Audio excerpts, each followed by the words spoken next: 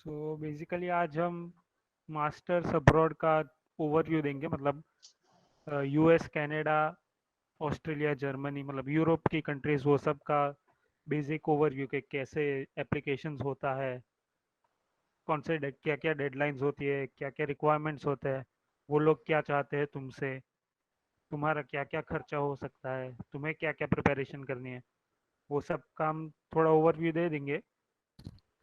और उसके बाद आवाज़ आ रही है क्या ठीक से? हमें थोड़ी कम आ रही है। एक मिनट,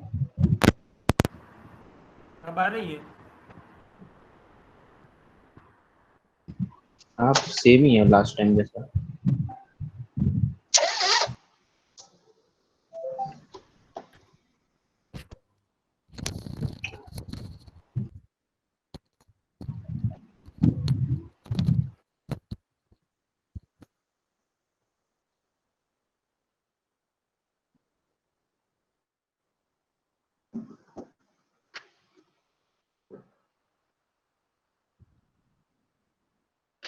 चलो मैं ही थोड़ा कंटिन्यू कर लेता हूँ। देखो आज का सेशन लाइक इस बेसिस पे है कि मास्टर्स अब्रॉड के लिए पहले तो तुम लोग को कब से स्टार्ट करना है, एक टाइमलाइन जैसा बनाया है हमने country wise. For example US का और जर्मनी का ऋषि और दर्शित डिस्कस करेंगे, और कनाडा और ऑस्ट्रेलिया का मैं डिस्कस कर लूंगा। तो वैसे करके एक टाइमलाइन बनाया है कि तुम लोग को अप्लाई कब करना है और क्या क्या प्रिपरेशन करने पड़ेंगे, और उसके पहले भी क्या तुम लोग को कुछ प्रीरिक्विजिट्स होते हैं। फॉर एग्जांपल कि इंटर्नशिप्स वगैरह कैसे करने हैं, या फिर एसओपी कैसे बनाना है, और ये सब हम डिस्कस करेंगे थोड़ा कि क्या क्या चीज नेसेसरी है मास्टर्स के एप्लीकेशन के लिए, वो मेन डिस्कस करेंगे। और तुम लोग को एक डिफरेंस बताएंगे कि कौन सी कंट्री तुम लोग को जाना चाहिए, ये भी बताएंगे। फॉर एग्जांपल इमिग्रेशन पॉलिसीज होती है अलग अलग कंट्रीज की, यूएस का, जर्मनी का और कनाडा ऑस्ट्रेलिया का, सबका इमिग्रेशन पॉलिसी और वीजा ड्यूरेशन सब कुछ अलग होता है। लाइक तुम कितने साल स्टे कर सकते हो, और वहां पढ़ने के बाद तुम जॉब कैसे कर सकते हो, कितने साल परमिट मिलता है, ये सब थोड़ा डिस्कस करने वाला है। तो ये सब काफी क्या बोलते हैं इंपॉर्टेंट चीज है। क्या बोलते हैं कि अप्लाई करने से पहले तुम लोग को ये सब अच्छे से देखना पड़ता है, कि ये सब लिस्ट आउट करके तुम लोग को करना पड़ता है, फिर तुम सोचो कहाँ अप्लाई करना है, ऐसा। ठीक है। और दूसरा, कोर्स में भी बहुत मैटर करता है कि तुम कौन से कोर्स पे कर रहे हो, कौन सा कोर्स में अप्लाई करना चाहते हो। क्योंकि कुछ यूनिवर्सिटीज यानी कुछ लोकेशंस में, फॉर एग्जांपल जर्मनी की बात करें तो मैकेनिकल काफी स्ट्रॉन्ग साइड रहता है, तो वहां पे ऐसे तुम अप्लाई कर सकते हो, काफी सही रहता है।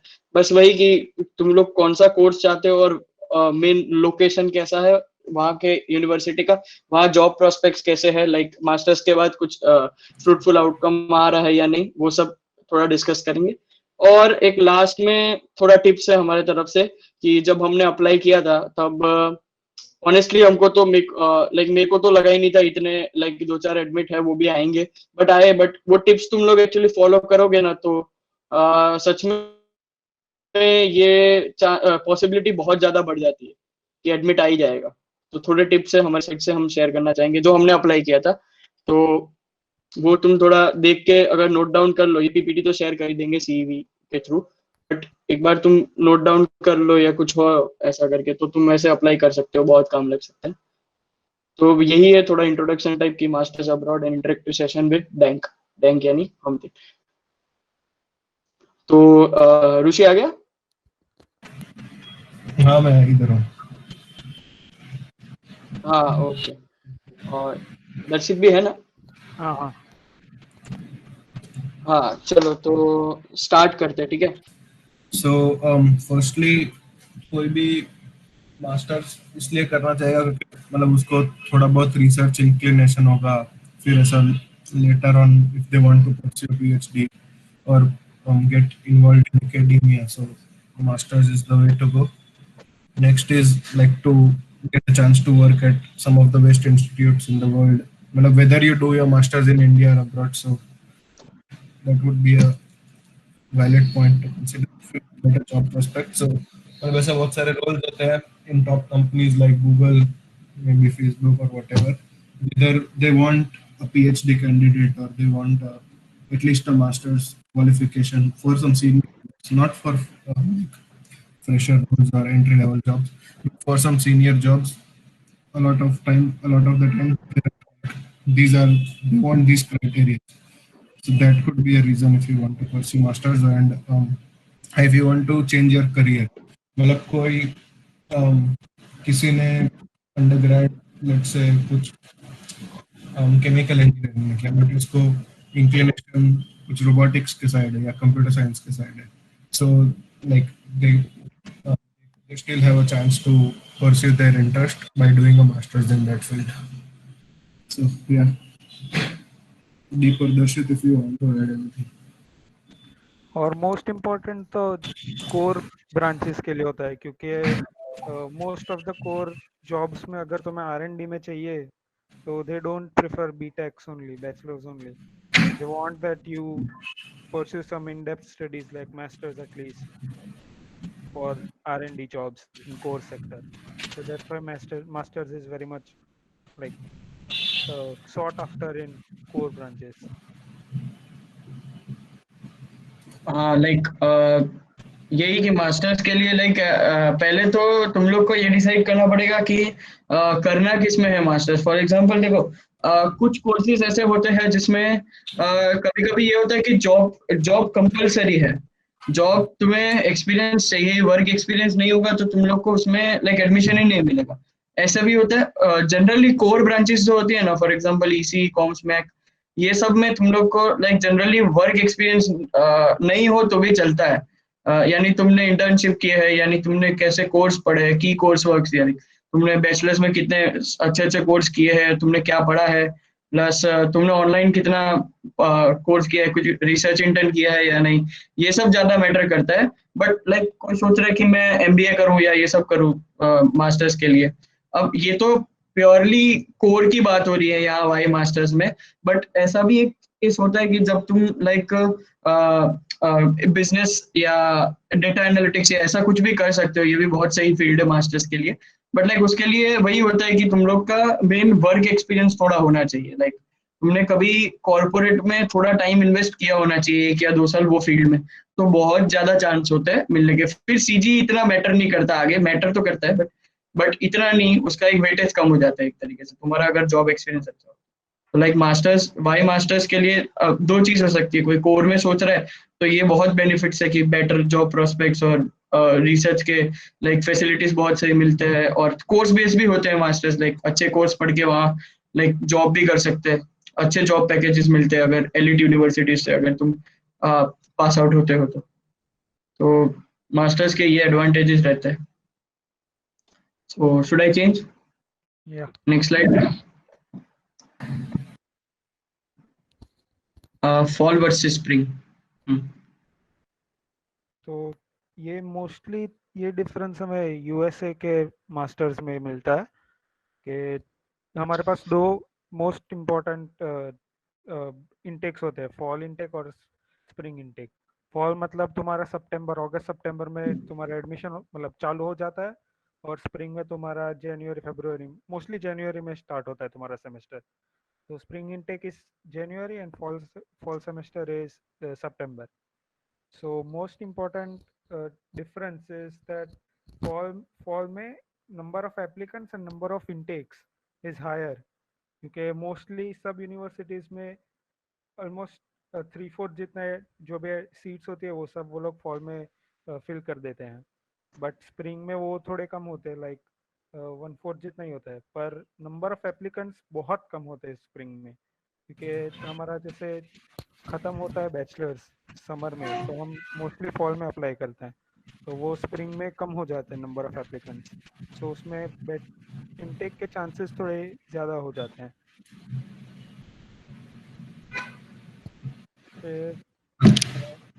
तो मैं भी यही बोलूंगा कि मतलब यूजुअली मोस्ट जो भी इंटरनेशनल स्टूडेंट्स होते हैं वो लोग फॉल सेमेस्टर ही प्रेफर करते हैं, बिकॉज मतलब ये सीपीटी मतलब जो यूजुअली मतलब यूएस में एक रूल है कि ये सिर्फ यूएस के लिए ही वैलिड है फॉल, बिकॉज कनाडा में अगर तुम अप्लाई करोगे तो बहुत ज्यादा मेजर डिफरेंस नहीं है दोनों सेमेस्टर में.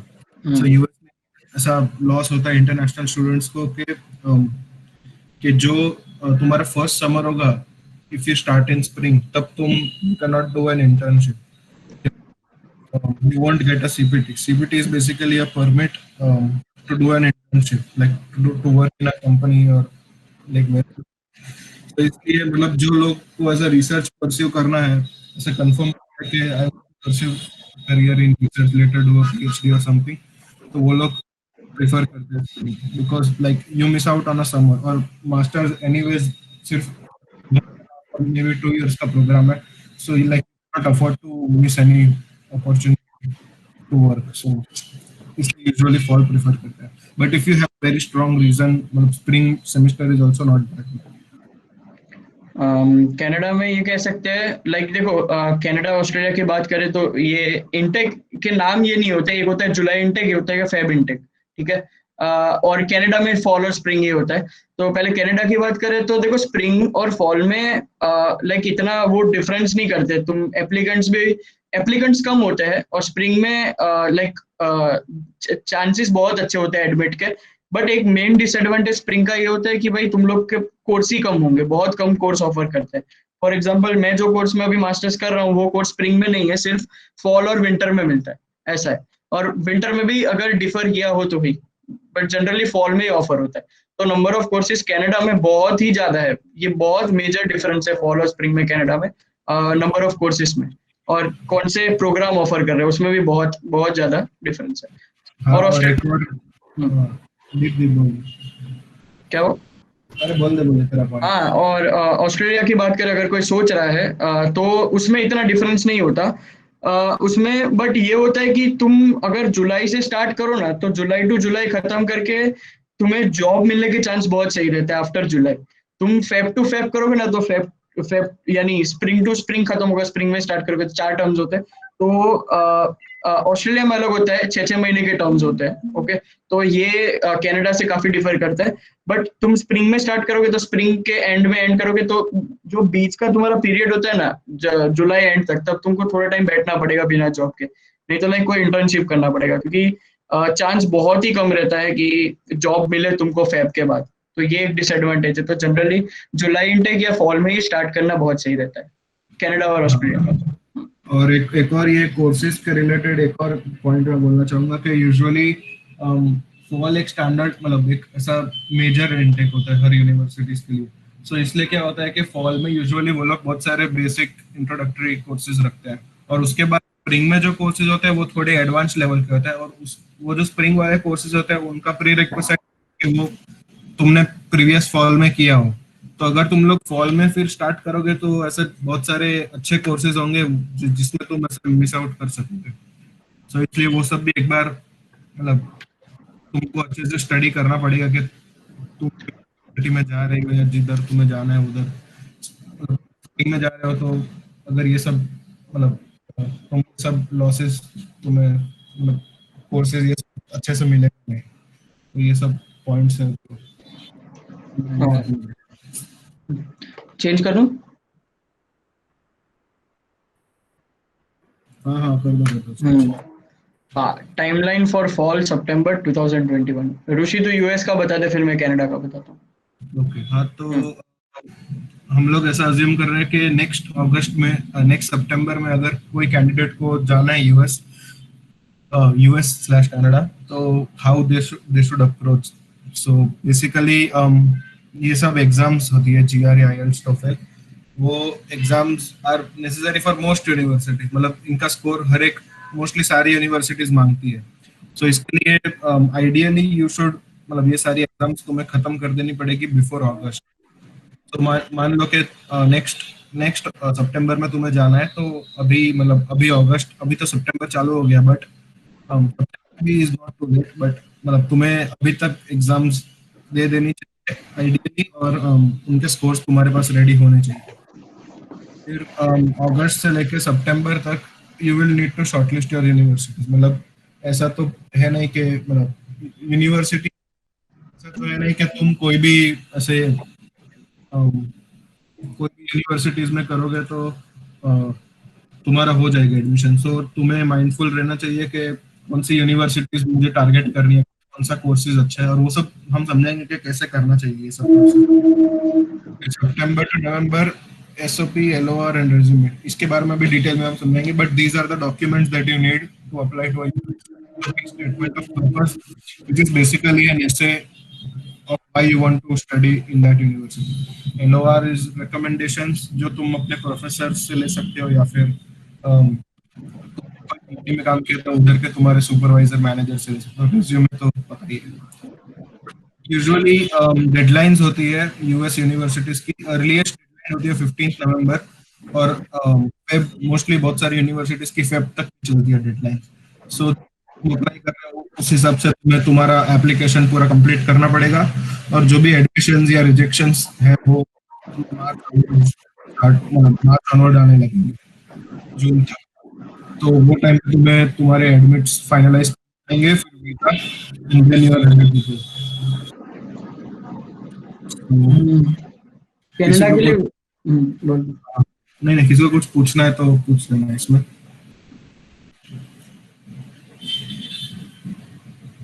हाँ तो ठीक है. और दीप, देखो कनाडा के लिए भी ऑलमोस्ट सेम ही टाइमलाइन है, ऐसे ही फॉलो करना है. लाइक बट लाइक तुम है ना इसमें थोड़ा 1 मंथ डिले करोगे ना तो कोई दिक्कत नहीं है, क्योंकि यूनिवर्सिटीज डेडलाइन ये सेफ साइड के लिए हमने लिखा है 15 नवंबर टू फरवरी, बट जनरली दिसंबर तक तुम्हें एक टाइम मिल जाएगा, दिसंबर 15 तक, उसके बाद ही डेडलाइन स्टार्ट होता है.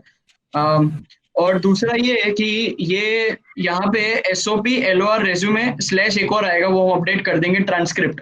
तो सब ट्रांसक्रिप्ट भी निकाल देना, ठीक है. ट्रांसक्रिप्ट बहुत जरूरी होता है, जब अप्लाई करते हैं ना तो ट्रांसक्रिप्ट भी मांगते हैं जनरली. अब ट्रांसक्रिप्ट क्या होता है ये बता देता हूँ.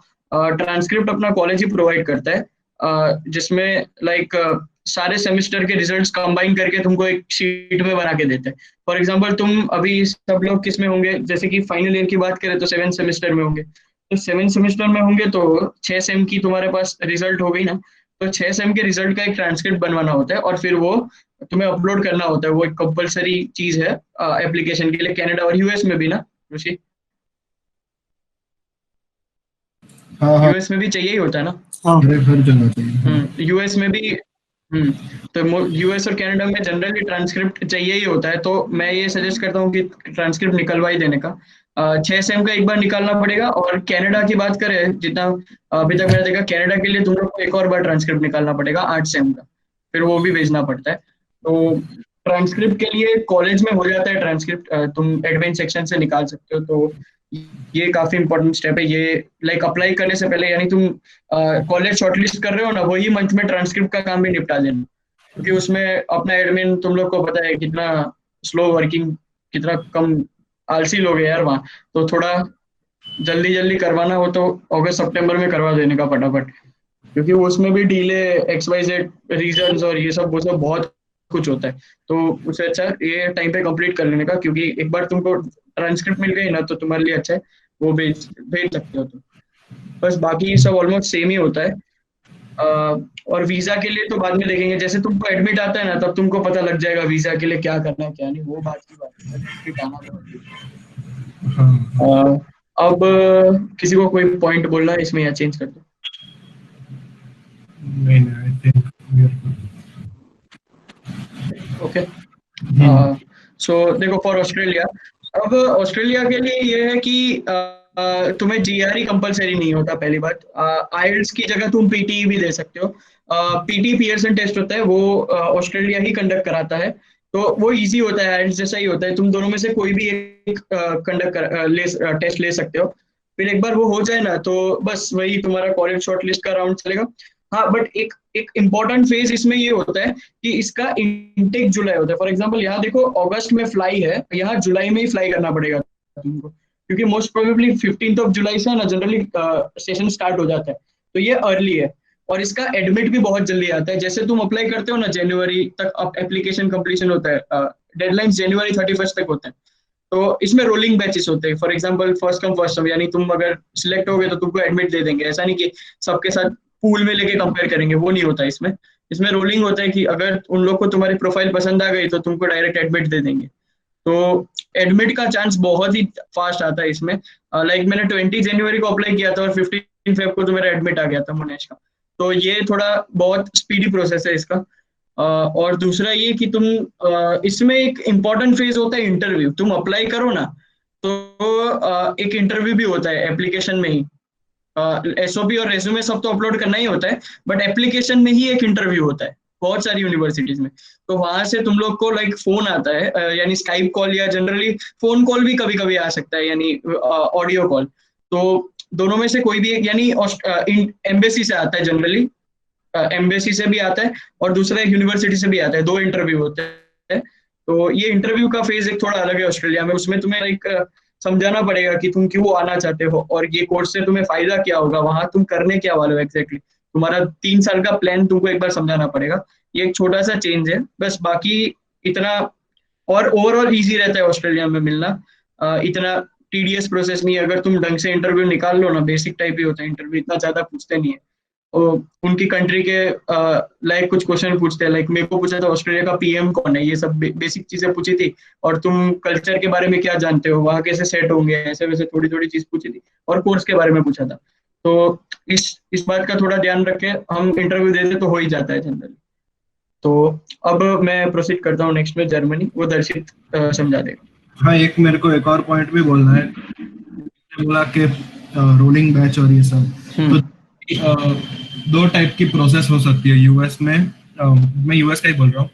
उसमें मोस्ट यूनिवर्सिटीज में ऐसा होता है कि जैसे डेडलाइन यूनिवर्सिटी की है 1 दिसंबर। सो मतलब वो स्टार्ट होगा, लेट से 1 नवंबर से स्टार्ट हो जाएगा, 1 दिसंबर तक अप्लाई कर सकते हो तुम लोग। तो वो ड्यूरेशन में तुम कभी भी अप्लाई करोगे, उससे ज्यादा फर्क नहीं पड़ेगा वो लोग को।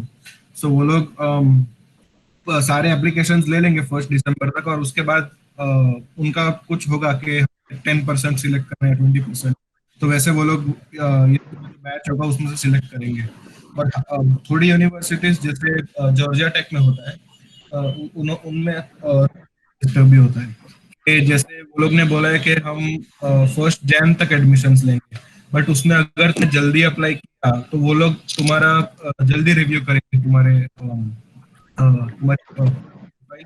और अगर उनको लगा कि सेटिस्फैक्ट्री है तुम्हारी प्रोफाइल, तो तुम्हें एडमिशन भी जल्दी दे देंगे। तो अगर रोलिंग एडमिशन ले रही है यूनिवर्सिटी, तुम लेट अप्लाई कर रहे हो, तो फिर एक डिसएडवांटेज होगा तुम्हारे सिलेक्शन। तो ये थोड़ा ध्यान में रखो।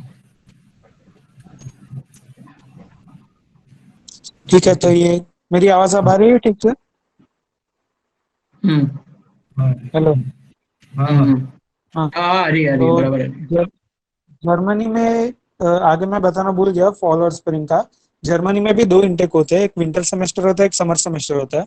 उसमें 2 ही सेमेस्टर होते हैं और उसमें कुछ फर्क नहीं पड़ता है, तुम कोई किसी में भी जा सकते हो। Means it does not make any difference. You तुमको जो कंपलसरी कोर्सेज है वो करने ही पड़ते हैं। अगर तुम फॉल में भी, समर में भी जा सकते हो, विंटर में भी जा सकते हो।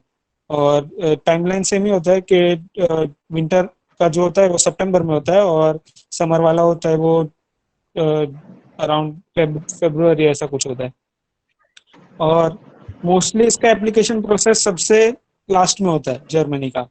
लाइक अगर तुम्हारा यूएस कनाडा का सब प्रोसेस हो गया, एप्लीकेशन सब, उसके बाद तुम जर्मनी का स्टार्ट करोगे तो वही तुम्हारा एप्लीकेशन हो जाएगा। क्योंकि उसका फर्स्ट डेडलाइन जो होता है, मतलब RWTH आचन यूनिवर्सिटी है, वो सबसे अर्लीस्ट उसकी डेडलाइन होती है और वो भी 31 मार्च होती है। और बाकी सब ऑलमोस्ट ऑल यूनिवर्सिटीज का सब मई जून तक डेडलाइन होता है, एप्लीकेशन डेडलाइन।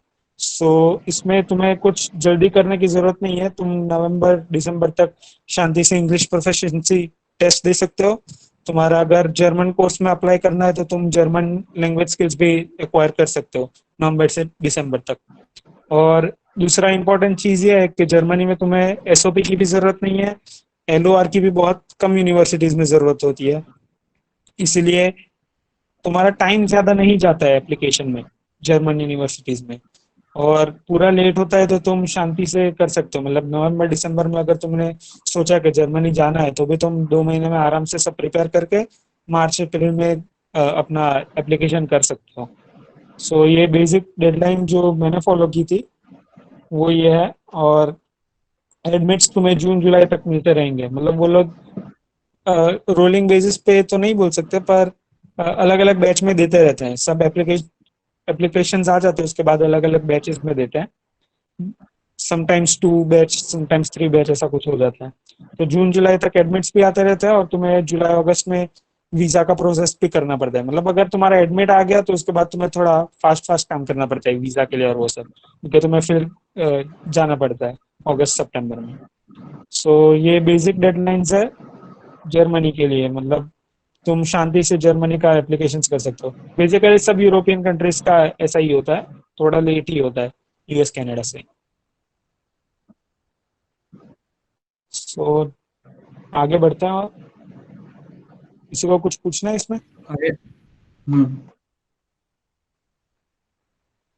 नहीं वंशी, तुम्हें जर्मन, अगर तुम्हें इंग्लिश कोर्स में जाना है तो तुम्हें नेसेसरी नहीं है जर्मन सीखना, but number of courses that are present in English language are very less. Like मुझे ऑटोमोटिव करना है, मैं ऑटोमोटिव कोर्सेज ढूंढ रहा था, तो सिर्फ 4 यूनिवर्सिटीज है जर्मनी में जो इंग्लिश में ऑटोमोटिव ऑफर करती है, बाकी सब में जर्मन लैंग्वेज में ही अवेलेबल है। So I prefer that you learn German if you are planning to go to Germany, because it also affects your profile a bit. Like they will ask if you have German language skills or not, even if you are applying in English courses, but it is not compulsory.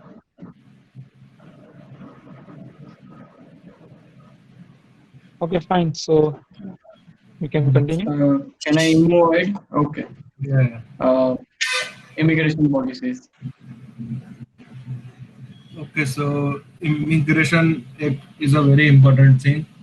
मतलब basically कि तुमने वो country में पढ़ाई तो कर ली, but उसके बाद तुम्हें सेटल होना है, वो सब प्रोसेस क्या है, तुम्हारा वीजा कितने दिन के लिए होगा, एक्सेट्रा एक्सेट्रा। तो बेसिकली यूएस को मैं बताता हूँ कि यूएस में there is a thing called CPT and OPT. So CPT, these are like training permits which get CPT for an internship, OPT is a work permit.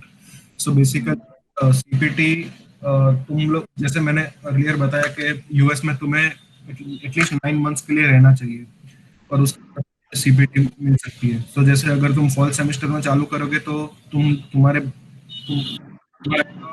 वो 9 month से ज्यादा टाइम, मतलब वो टाइम में तुमने 9 इयर्स यूएस में spend कर लिए होंगे, तो तुम लोग वो समर में इंटर्नशिप कर सकोगे। फिर ओपीटी, सो बेसिकली जो भी स्टेम रिलेटेड कोर्सेज है, इवन लाइक स्टेम में साइंस, टेक्नोलॉजी, इंजीनियरिंग, मैनेजमेंट, सो ये कोई भी डिग्री तुम परस्यू कर रहे हो यूएस में, so you will get a 3 year work which is OPT.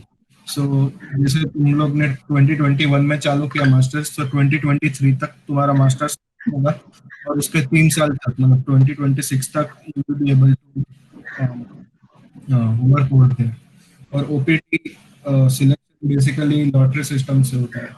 सो वो भी ध्यान में रखना पड़ेगा। वो मतलब तुम जब अप्लाई करोगे और जब तुम सर्च करोगे अपना, तब तुम ये सब चीज़ों के बारे में इन डेप्थ देख सकते हैं। और उसके बाद H1 भी है, which is visa to work। H1B non-immigrant visa है, and then when you get an H1B you are eligible to apply for a green card, मतलब which is a permanent citizen। So, ये है basic एक US का एक general idea के कौन से टाइप के वीजा होता है, कितने साल वर्क करते हो, एक्सेट्रा एक्सेट्रा। कनाडा का Deep can tell you more about that. Okay, thank you. For Canada, देखो पहले कनाडा में ऐसा रहता है कि तुम लोग जब तुम्हारा एडमिट आए तो तुम वीजा के लिए अप्लाई करते हो, तो वीजा तुमको 2 साल का मिलता है। भले तुम्हारा कोर्स 1 साल का हो या 5 महीने का भी हो या 1.5 ईयर्स का भी हो, तुमको वीजा 2 साल का ही मिलता है। वो बेसिकली उसे स्टडी परमिट ही कहते हैं। तो स्टडी परमिट तुम्हारे पास 2 साल का होता है कनाडा के लिए। बट अब एक इम्पॉर्टेंट चीज आती है PGWP। ये बहुत इंपॉर्टेंट चीज है कनाडा में अगर तुम स्टडी करने जा रहे हो तो। Post graduation work permit, PGWP देख के ही सब जाते हैं कनाडा कि लाइक ये अगर तुम्हारा PGWP 3 साल का हो गया ना, तो तुम PR हो ही गए। ऑलमोस्ट 99% PR हो ही जाते हैं अगर PGWP 3 साल का हो जाए। तो 1 साल का हो तो ऐसा नहीं कि PR नहीं हो सकते हैं, उसमें भी बहुत लोग होते हैं, बट वही है कि चांस थोड़ा कम हो जाता है। तो PGWP को कैसे ध्यान में रखते हैं, यानी PGWP को मैं वर्क परमिट ही कहूंगा एक तरीके से। अब तुम्हारा कोर्स लेंथ तुम्हारा 15 मंथ से कम नहीं होना चाहिए कभी भी। यानी जनरली मास्टर्स हम 24 मंथ के लिए अप्लाई करते हैं, 24 महीने का होता है, 2 साल गिन के चलते हैं। तो जनरली ठीक है, कभी ज्यादा भी हो सकता है, कभी बहुत कम भी हो सकता है। तो अगर तुम कनाडा में कोई भी कोर्स में अप्लाई कर रहे हो ना, तो वो उसका एक बार ये देखना कि उसका कोर्स लेंथ 15 मंथ से ज्यादा है या नहीं। क्योंकि 15 मंथ से ज्यादा नहीं हुआ ना, तो तुम्हें 1 ईयर वर्क परमिट ही मिलेगी। 3 साल की वर्क परमिट मिलने का चांस जीरो ही है ऑलमोस्ट। क्योंकि ये पिछले साल का रिकॉर्ड भी देखे कुछ, मैंने सीनियर्स से बात की जो मैं यूनिवर्सिटी में जाने वाला हूँ, तो वो लोग ने मेरे को सजेस्ट किया कि एक्स्ट्रा टर्म पढ़नी पड़ेगी, बट पढ़ना 15 मंथ से ज्यादा, तो ही तुम्हारा 3 साल का वर्क परमिट होता है। तो 15 मंथ बहुत इंपॉर्टेंट क्राइटेरिया है। 15 to 20 मंथ होता है एक्चुअली। तो वो 15 to 20 मंथ से ग्रेटर हो ना, तो तुम लोग को 3 साल का वर्क परमिट मिल ही जाता है। तो जनरली किसी का ऐसा हो रहा हो कि एक ही साल का कोर्स हो, तो वो क्या करता है, वो कुछ स्पेशलाइजेशन या कुछ और एक्स्ट्रा कोर्सेज का प्रोग्राम भी होता है वही यूनिवर्सिटीज में, वो ऐड करके कुछ ना कुछ करके अपने डिग्री में और अपने ट्रांसक्रिप्ट में 15 मंथ से ज्यादा पढ़ाई किया ये बताना पड़ता है। वो एक बार वो बता देना, तो लाइक तुम अपना प्लान तो तुम्हारे पास होगा ही, 2 साल तुम पढ़ोगे तो तुमको समझ में तो आ ही जाएगा क्या जॉब करना है, कि आगे करना क्या है। या और पीएचडी करना हो किसी को तो पीएचडी, किसी को जॉब करना है तो जॉब। बट ये एक बार तुमको समझ में आ जाए तो एक बार प्लान आपका बताना पड़ता है, और 15 मंथ से ज्यादा तुमने पढ़ाई कर ली हो कनाडा में, तो 3 साल का वर्क परमिट मिल जाता है। तो एक बार 3 साल का वर्क परमिट मिल गया तो तुम्हारे पास अब 5 साल हो गए कनाडा में, 2 साल स्टडी के, 3 साल वर्क के, तो 5 साल कनाडा में, यानी पीआर बहुत ही सिंपल हो जाता है एक तरीके से। पीआर के एक्सपीरियंस पॉइंट्स तुम्हारे पास हो ही जाते हैं जितने रिक्वायर्ड होते हैं। तो फिर तुमको 10 साल का लाइक परमानेंट रेसिडेंस मिल जाता है एक तरीके से। अब ऑस्ट्रेलिया की बात करें, तो मैं ये सजेस्ट करूंगा, अगर तुम सेटल करने की बात सोच रहे हो तो ऑस्ट्रेलिया में थोड़ा डिफिकल्ट है अभी के लिए पिछले 2-3 साल से ये चल रहा है। सेम कनाडा जैसा ही होता है, बट वीजा ड्यूरेशन तुम लोग को 2 साल का मिलेगा जब तुम्हें एडमिट आएगा, और post graduation work permit 2 to 3 years based on course and study area. तो देखो तुम्हारा कोर्स कौन सा है और तुम्हारा स्टडी एरिया, यानी तुम एरिया का मतलब मैं ये कहना चाहता हूँ कि तुम कौन से रीजन में हो ऑस्ट्रेलिया में। यानी एक होता है क्वींसलैंड होता है, और एक होता है न्यू साउथ वेल्स, और एक होता है एडिलेड साइड। तो ये तीनों में तुम लोग को वर्क परमिट का अलग अलग ड्यूरेशन है तीनों साइड का, यानी बेसिकली 3 या 4 में डिवाइड होता है। तो जनरली मैंने जहाँ अप्लाई किया था ना, मैंने मेलबर्न में अप्लाई किया था, तो मेलबर्न में 2.5 ईयर्स का मिलता है वर्क परमिट। तो ऐसा फिक्स नहीं होता कि तुमको कितने ईयर्स, तो लिखते ही नहीं है वर्क परमिट में, मंथ्स ही लिखते हैं वो लोग। तो कितने महीने का होता है ये सब फिक्स नहीं होता, वो वहां जाके ही तुमको पता लगेगा कितने महीने का मिलता है, बट जनरली 2 to 3 years मिल जाता है। यानी तुम्हारे पास ऑस्ट्रेलिया में एक तरीके से गिन के चलो 4 to 5 years होते हैं। अब ये मेन प्रॉब्लम ये है कि ऑस्ट्रेलिया की गवर्नमेंट हर साल ऑक्यूपेशन लिस्ट वो लोग एक बार डालते हैं अपनी वेबसाइट पे। ऑक्यूपेशन लिस्ट ये होता है कि कौन सा ऑक्यूपेशन और लेबर ऑस्ट्रेलिया को रिक्वायर्ड है, उनको ही पीआर देंगे, ऐसा होता है। अब मान लो तुमने डेटा साइंस या डेटा एनालिटिक्स में पढ़ाई की हो और वो ऑक्यूपेशन लिस्ट में हो ही नहीं, तो तुम पीआर नहीं हो सकते, नई पॉलिसी है। अब इस ऐसा हुआ तो तुमको वापस रिटर्न आना पड़ेगा इंडिया, या फिर तुमको जॉब चेंज करना पड़ेगा अकॉर्डिंग टू ऑक्यूपेशन। तुम लोग को लाइक अभी ऑक्यूपेशन में अकाउंटिंग का बहुत ज्यादा है, अकाउंटिंग, नर्सिंग और क्या कहते हैं प्रोफेसर, यानी रिसर्च एरिया में, ये सब के पीआर्स बहुत इजी है ऑस्ट्रेलिया में। तो लाइक तुम लोग को हर साल ऑक्यूपेशन लिस्ट चेक करना पड़ेगा, वो बहुत चेंज होता भी है।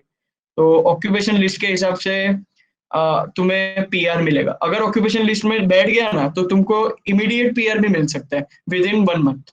इतना स्मूथ प्रोसेस है। बट तुम लोग को इसका ध्यान रखना पड़ेगा कि शायद तुम वहां पढ़ने जाओ तो ऑक्यूपेशन चेंज करना पड़े, तुमको थोड़ा डाइवर्ट करना पड़े। क्योंकि मैं मेरे खुद के भाई की बात कर रहा हूँ, उसने मास्टर्स किया था लाइक ईसी साइड ही किया था उसने, सिग्नल्स और उसमें कुछ किया था। बट अभी वो जॉब कर रहे हैं मैनेजमेंट का कुछ, यानी क्या बोलते हैं कि वो रेलवे और ये सब आता है, उसका मैनेजमेंट सब कर रहा है। तो ये जॉब उसने चेंज किया फिर ही पीआर हुआ, तो ये एक प्रॉब्लम है ऑस्ट्रेलिया की। तो एक बार ऑक्यूपेशन लिस्ट को देख के ही जाना पड़ेगा तुमको। अब जर्मनी का दर्शित कंटिन्यू करेगा। जर्मनी का और मतलब इन जनरल यूरोप की सब कंट्रीज का ऐसा ही होता है कि तुम जब स्टडी कर रहे हो तो तुम्हें 120 डेज का परमिट देते हैं, जैसे इंटर्नशिप के लिए। वो तुम समर कोई भी सेमेस्टर्स के ब्रेक के बाद तुम कर सकते हो। और तुम्हारा जब मास्टर्स कंप्लीट हो जाए उसके बाद 18 मंथ का वर्क परमिट आता है, उसमें तुम्हें परमानेंट रेसिडेंटशिप के लिए अप्लाई करना होता है। और मैं बता दूं कि जर्मनी में पीआर मिलना बहुत इजी हो गया है। लाइक 18 मंथ के वर्क परमिट में अगर तुम अप्लाई करते हो 1 साल का वर्क एक्सपीरियंस लेके के कुछ ऐसा कुछ, तो तुम्हें परमानेंट रेसिडेंटशिप बहुत इजी मिल जाता है। Same goes for Sweden and all. Like वो सब यूरोपियन यूनियन की जो भी कंट्रीज है उसमें कंपैरेटिवली थोड़ा इजी होता है यूएस और कनाडा से रेसिडेंटशिप मिलना। और यूएसए का बता दूं, जो सीपीटी ओपीटी वो सब तो ठीक है, पर अगर तुम मास्टर्स के लिए जा रहे हो तो तुम्हें F1 वीजा में स्टूडेंट वीजा होता है। मतलब अगर तुम्हें जाना है तो तुम F1 स्टूडेंट वीजा के लिए अप्लाई करोगे, जो मास्टर्स के लिए होता है, और उसमें तुम्हारा सीपीटी एक्सटेंशन और ओपीटी एक्सटेंशन आ जाता है, जो ऋषि ने बताया स्टार्टिंग में। सो यही बेसिक इमिग्रेशन पॉलिसीज यही होती है कि सब में तुम्हें एक पॉलिसी होती है कि तुम्हें इंटर्नशिप के लिए परमिट देते हैं, और उसके बाद सब कंट्रीज का अलग अलग होता है कि कितने मंथ के लिए तुम आफ्टर स्टडी तुम वर्क कर सकते हो और जिसके अंदर तुम रेसिडेंटशिप के लिए अप्लाई कर सकते हो। ठीक है, सो आगे बढ़ता है। इसमें कोई क्वेश्चन हो तो चैट में लिख दो या फिर ऐसे ही पूछ दो। तो आगे बढ़।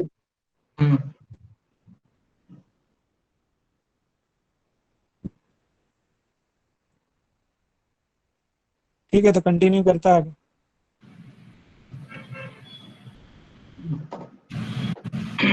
Application requirements. ओके, तो कौन स्टार्ट? हाँ, मैं बोलता हूँ थोड़ा। ठीक है, तो फर्स्टली जैसे हमने बताया कि थोड़ी स्टैंडर्डाइज टेस्ट होती है, वो तुम्हें देनी पड़ेगी। बेसिकली यूएस कनाडा के लिए GRE is important, I think even for Germany, not sure but that's it can answer. और TOEFL IELTS are basically English test. GRE में बेसिकली मैथ होगा, इंग्लिश होगा, और you have to write an essay. और 3 अलग में तुम्हें कि क्वांटाइल 170 में से वर्बल का होगा 170 में से, और होगा 6। सो you will get in an interval 0.5 मतलब 4.5 ऐसे मिल सकता है उसका score. So ideally you should target something about 320, but even if you have 310, but then you have other aspects of your profile which are really strong. जैसे resume तुम्हारा strong है, work ex तुम्हारा, तुमने अगर वर्क एक्स है तुम्हारे पास और अच्छे कंपनी काम किया है, अच्छे रिकमेंडेशंस, सो 310 होगा तो इट इज ऑलराइट। हाँ, और बेसिकली जब तुम यूनिवर्सिटी में अप्लाई करोगे तो उन्होंने मिनिमम, बहुत सारी यूनिवर्सिटी मिनिमम स्कोर क्या रिक्वायर्ड है, और किसी ने अगर मिनिमम नहीं भी लिखा हो तो किसी ने ऐसा लिखा होगा कि जनरली हमारे students score is in the range of 320 और इट इज अबाउट 330 ऐसा कुछ। तो वो सब तुम स्टडी करके अकॉर्डिंगली अप्लाई करना। टोफेल आईएलटीएस भी मतलब कौन सा एग्जाम लोगे वो तुम्हें कौन से यूनिवर्सिटी में अप्लाई से होता है। जैसे लास्ट ईयर के पहले मतलब 2008 पहले तक टेक आईएलटीएस स्कोर एक्सेप्ट नहीं करता था, बट लास्ट ईयर से वो लोग ने आईएलटीएस स्कोर भी एक्सेप्ट करना स्टार्ट कर दिया है। सो वही है कि कौन से यूनिवर्सिटी में दोनों एग्जाम्स आर मोर और लेस द सेम ओनली। सो जिसमें स्पीकिंग राइटिंग ये सब आएगा, सेक्शंस होंगे। सो वो भी तुम कौन से यूनिवर्सिटी में अप्लाई कर रहे हो उसके हिसाब से तुम्हें देखना पड़ेगा एग्जाम लिखना है। फिर जीपीए, सो जो तुम अंडरग्रेड में पढ़ रहे हो, अगर तुम अंडरग्रेड के बाद इमीडिएटली अप्लाई कर रहे हो मास्टर्स के लिए, सो तब तुम्हारे 6 सेमेस्टर के जो मार्क्स होंगे वही काउंट होंगे। So it should be about 7.5, मतलब if it is more then it would obviously be better, but then anything around 7.5 is good enough. And then you need your resume, CV, portfolio, and SOPs and LORs. I think that's within anything else you want.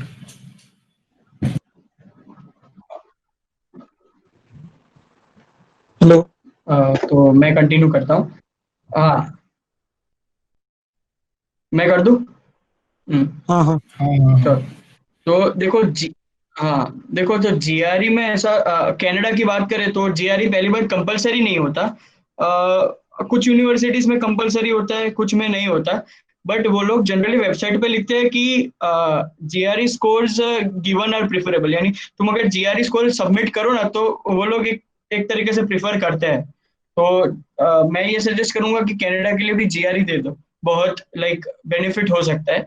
और दूसरा, Canada की बात करें, IELTS और GRE में like तुम्हारा बहुत बढ़िया स्कोर है तो इसका मतलब ये नहीं कि तुम्हें एडमिशन मिल जाएगा, ये सिर्फ एक कट ऑफ ही है। लाइक इससे ज्यादा हो तो लाइक वो लोग को ये लगता है कि तुम लोग का लैंग्वेज रिक्वायरमेंट, यानी यहाँ आके तुमको प्रॉब्लम नहीं होगा, ये होता है, ये इसके बेसिस पे सिलेक्शन नहीं होता। ये क्लेरिफाई करना बहुत जरूरी है, क्योंकि कुछ लोगों को लाइक पहले स्टार्टिंग में ये लगता था मेरे को भी कि जीआरई बहुत अच्छा है, आईएलटीएस बहुत अच्छा है तो मिल जाएगा, ऐसा नहीं होता, जरा भी नहीं होता।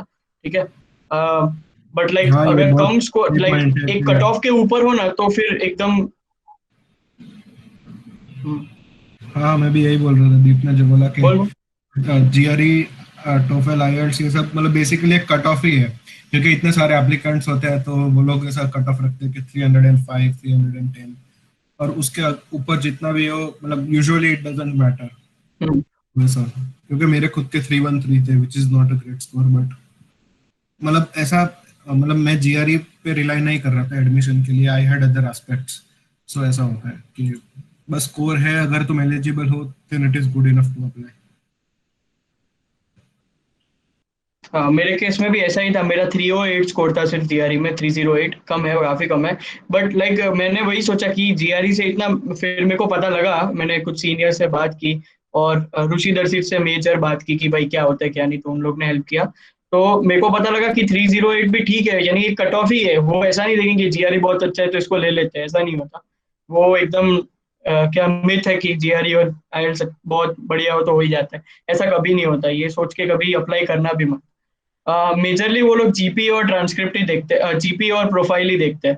प्रोफाइल जितना सही होता है और लाइक उनको लगता है कि लेने लायक है तो ही लेते हैं, बराबर। तो ये दोनों का मेन ध्यान रखना है।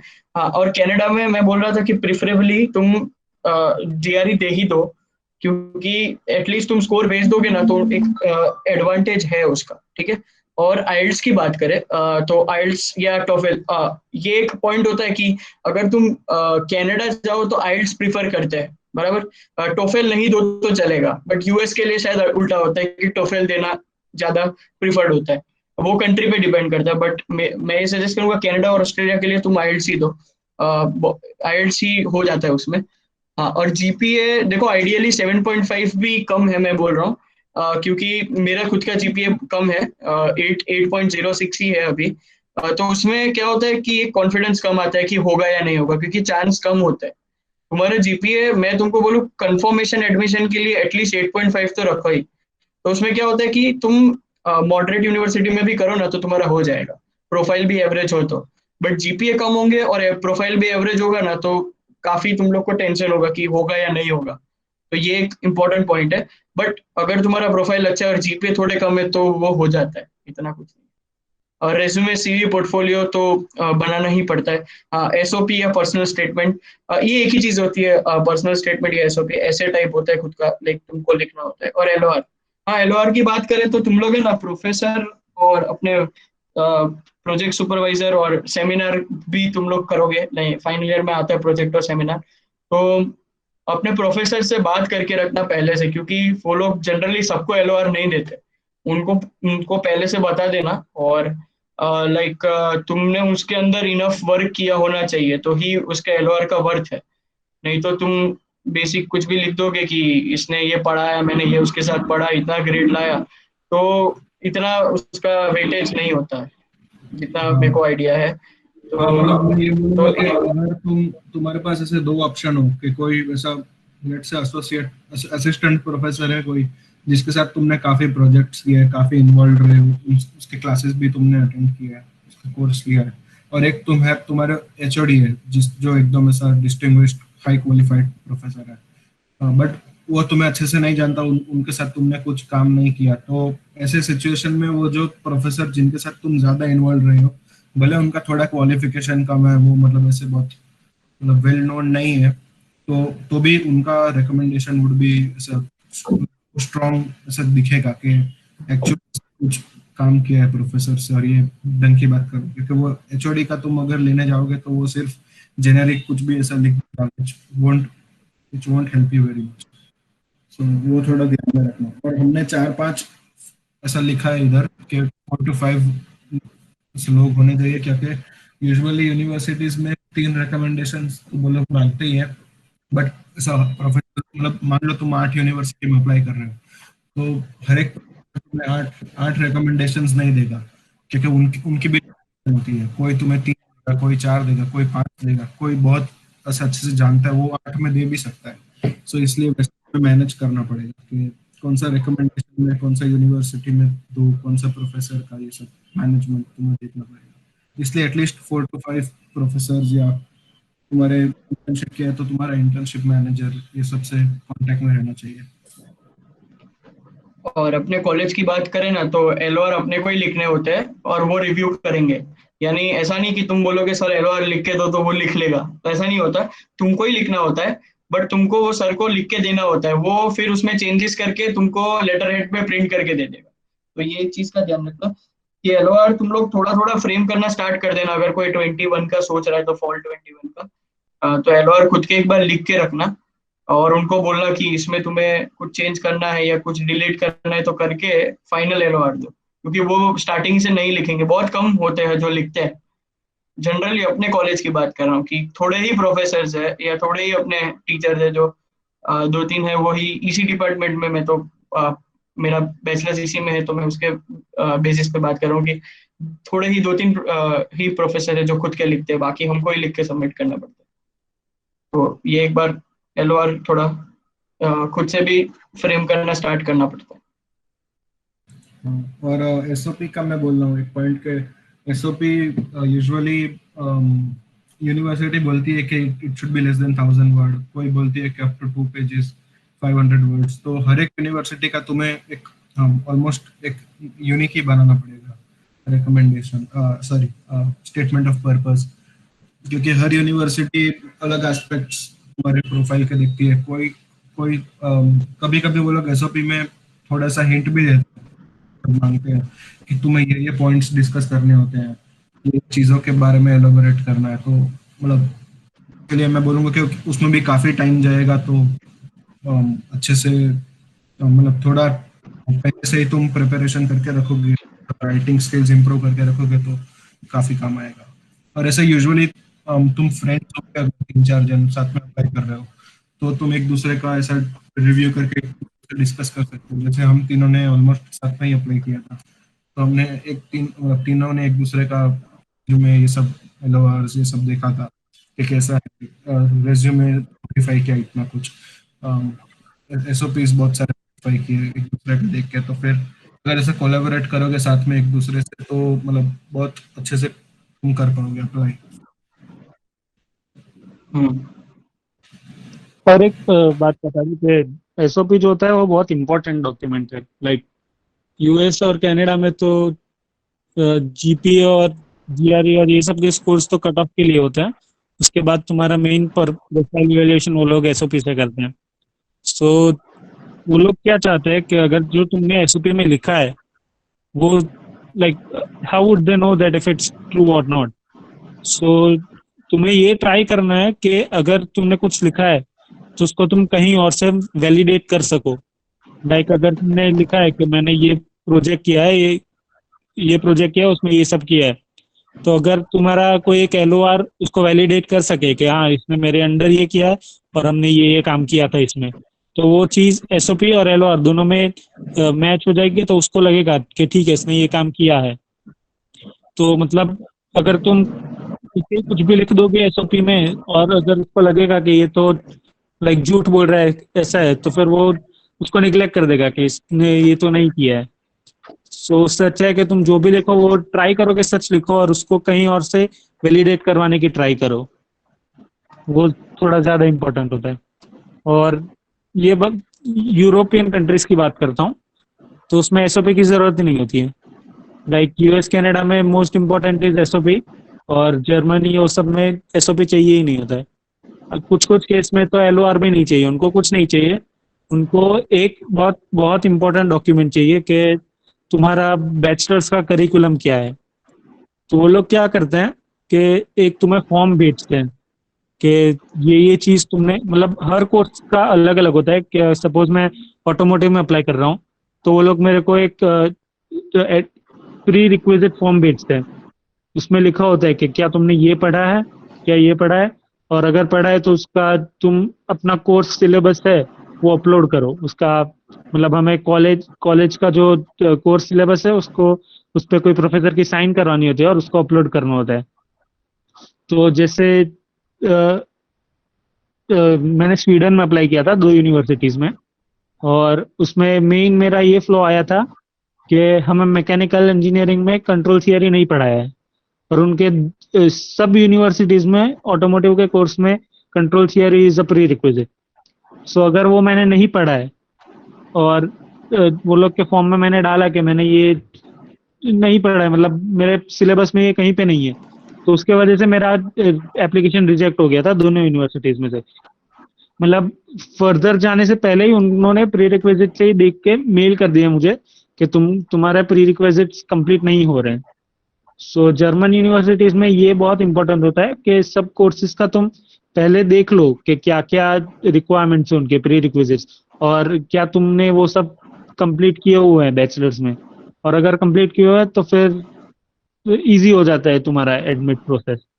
सो जर्मन और यूरोपियन यूनिवर्सिटीज में ये इंपॉर्टेंट होता है डॉक्यूमेंट, और अगर ये क्लियर हो जाए उसके बाद वो लोग देखते हैं कि तुम्हारा बैचलर्स का जो यूनिवर्सिटी है उसका तुम्हारे कंट्री में क्या रैंकिंग है, और तुम्हारा उस यूनिवर्सिटी मतलब उस कॉलेज के अंदर तुम्हारा क्या पोजीशन है, मतलब तुम्हारा जीपीए देखते हैं और वो सब देखते हैं।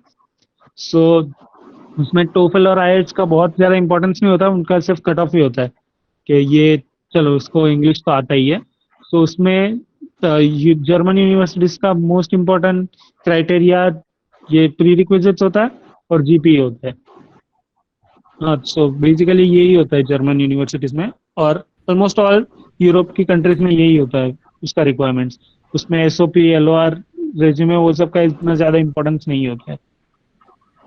हर्षित वामसी ने पूछा है कि अगर ये प्रीरिक्विजिट बाहर से किया हो, प्रोफेसर से नहीं किया। हाँ, तो चल सकता है। मतलब उसका अगर तुमने एनपीटीईएल का किया है तो उसमें उसका कोर्स सिलेबस वो लोग ने पहले से दिया होता है, तो वो तुम उसमें अपलोड कर देना कि हाँ मैंने ये एक्सटर्नली कोर्स कंप्लीट किया है, उसका ये मेरा प्रोग्रेस है। मतलब ऐसा करना कि सिर्फ ऐसा कंप्लीशन वाला मत करना कि लाइक कोर्सेरा से कर, कोर्सेरा भी ठीक है, यूडेमी से कर दिया, ऐसा कुछ मत करना जिसमें तुम्हारा कुछ स्कोर आए आउट ऑफ 100 या ऐसा कुछ, तो वो तुम अपलोड कर पाओगे। और उसके साथ तुम उसका सिलेबस भी हो पूरा, मतलब ऑफिशियल डॉक्यूमेंट कि ये उसमें कंप्लीट हुआ है, तो वो ज्यादा इंपॉर्टेंट होता है। क्योंकि जैसे कंट्रोल सिस्टम्स मेरे को करना था, तो अगर मैंने एनपीटीईएल का कोर्स कर दिया होता उसका, तो मेरे चांसेस बहुत बढ़ जाते उसमें एडमिट के। सो जर्मनी और यूरोपियन यूनिवर्सिटीज का यही है। हाँ, तो मैं एक और बार एम्फोसाइज करूंगा कि मोस्टली ऑस्ट्रेलिया में भी ऐसा ही होता है, जीआरई नहीं होता ऑस्ट्रेलिया में। आईएलटीएस में 7 नहीं बोल बोल। अरे बोल कोई बात नहीं। हाँ देखो, ऑस्ट्रेलिया में 6.5 आईएलटीएस जितना चाहिए होता है। हाँ, और उसमें ये तुम्हारा एसओपी और पर्सनल स्टेटमेंट नहीं होता। ऑस्ट्रेलिया में तुम लोग को इंटरव्यू ही देना होता है, वही एक टाइप से वो हो जाता है एसओपी या पर्सनल स्टेटमेंट की तुमने क्या किया है, क्या पढ़ा है, तो उसमें ये फेस रिप्लेस होके इंटरव्यू हो जाता है, बराबर। और एलओआर, अगर देखो एलओआर है ना, कंपलसरी नहीं होता है। उन लोग ने एलओआर वो रखा होता है ऑप्शनल, बट तुम लोग सबमिट करो तो ज्यादा बढ़िया, ऐसा होता है। मैंने किया था, एक किया था, इसीलिए बस। तो इतना ही रहता है ऑस्ट्रेलिया। हाँ, ये बोल रहा हूँ कि यूएस कनाडा के लिए ऐसा अगर मुझे रैंक करना हो तो एसओपी और एलओआर सबसे ज्यादा इम्पोर्टेंट है, फिर तुम्हारा रेज्यूमे, और फिर ये सारे स्कोर्स आएंगे। क्योंकि मतलब तुमने क्योंकि स्कोर्स इतने ज्यादा इम्पोर्टेंट नहीं है, मतलब है थोड़ा बहुत इम्पोर्टेंस, बट मेनली अगर तुम्हारा स्टेटमेंट ऑफ पर्पस अच्छा है और रिकमेंडेशन अच्छा है तो बहुत हेवी चांस है तुम्हारा सिलेक्शन का। थोड़ा अच्छे से टाइम देके एसओपी बना देना। हाँ, और एक मैं ऐसा दूंगा टिप के एसओपी मतलब किसी से कभी भी कॉपी मत कर, मतलब कुछ भी चीज उस पर कॉपी मत करना, क्योंकि अगर उसमें थोड़ा भी प्लेजरिज्म निकला तो सीधा तुम मतलब तुम्हारी वर्ल्ड क्लास प्रोफाइल होगी तो भी सीधा रिजेक्ट हो जाओगे। और ऐसा कभी भी वो यूनिवर्सिटी में वो ब्लैक लिस्ट कर देंगे तुम्हें, अपने मतलब कॉलेज का नाम भी खराब होगा, और कभी भी तुम्हें फिर उधर पीएचडी या कुछ भी फर्दर करना हो तो वो यूनिवर्सिटी में तुम कर ही नहीं सकोगे। तो कभी भी मतलब या तो किसी सीनियर का भी कॉपी मत करना, और कभी कुछ ऑनलाइन रिसोर्स से भी एसओपी कॉपी मत करना। तो नेक्स्ट में कंटिन्यू करता हूँ। हम्म, यूनिवर्सिटी शॉर्टलिस्टिंग, यूनिवर्सिटी। ओके, तो एक कैसे जनरल सिनेरियो हमने बताया कि यूजुअली स्टूडेंट्स शॉर्टलिस्ट कैसे करते हैं यूनिवर्सिटीज। तो यूजुअली लोग 7 से लेके 10 में भी 12 15 यूनिवर्सिटी में भी अप्लाई करते हैं। तो हम एक ऐसा एक आइडियल केस ले रहे हैं कि साथ अगर तुम यूनिवर्सिटी में अप्लाई कर रहे हो तो उन्हें कैसे तुम्हें ऑर्गेनाइज करना चाहिए। तो एम्बिशियस यूनिवर्सिटीज लेनी चाहिए। मतलब 3 कैटेगरी है, एम्बिशियस, मॉडरेट और सेफ। एम्बिशियस मतलब कि एकदम ड्रीम यूनिवर्सिटी के अगर उधर बहुत कम चांस है तुम्हारा सिलेक्शन का, बट अगर मिल जाए तो तुम उधर बात बन करके चले ही जाओगे। सो वैसी एम्बिशियस यूनिवर्सिटी है। ऑफ कोर्स एम्बिशियस तुम्हें ज्यादा रखनी चाहिए। सो अगर तुम 7 में अप्लाई कर रहे हो तो 3 या 4 तो एम्बिशियस रखना ही रखना, क्योंकि बोलते हैं कि एम्बिशियस कम रखनी चाहिए थोड़ा ऐसा सब, बट मैं बोलूंगा कि एम्बिशियस ज्यादा रखो, क्योंकि मतलब इवेंचुअली तुम्हें जाना तो एक ही यूनिवर्सिटी में, राइट। तो अगर 7 में से तुम 6 में भी रिजेक्ट हो गए, एक अच्छी में तुम्हारा सिलेक्शन हो गया, तो that would be a better case instead के अगर तुम 7 ऐसे मीडियोकर में किया और 5 में सिलेक्शन हो गया। दैट आई वोंट थिंक ये सेकंड केस ज्यादा प्रेफरेबल है। मतलब जाना तो एक में ही है, और अच्छे में मतलब जितनी अच्छी यूनिवर्सिटी में ज्यादा अप्लाई करोगे उतना बेटर रहेगा। मॉडरेट मतलब कि ठीक है, मतलब तुम्हारा प्रोफाइल अच्छा है, और यूजुअली सिमिलर प्रोफाइल वाले लोग ये यूनिवर्सिटी में सिलेक्ट होते हैं, तो वो मॉडरेट है, मतलब इधर हो ही जाएगा मोस्टली ऐसा। तो ये 2 to 3 रख सकते हो अगर तुम 7 में कर रहे हो। और सेफ मतलब कि तुम्हें पता है कि कंफर्म के किधर भी नहीं हुआ तो इधर तो होने ही वाला है सिलेक्शन, मतलब सिर्फ बैकअप जैसे यूनिवर्सिटीज है। तो हाँ, सेफ यूजुअली कम रखनी चाहिए, 1 या 2 रखो, 2 से ज्यादा तो मैं कभी नहीं, मैं नहीं बोलूंगा कि जैसे यूजुअली लोग 3-4 सेफ में अप्लाई करते हैं, बट मैं बोलूंगा कि 2 ठीक है, मतलब 2 से ज्यादा तो करना ही नहीं चाहिए।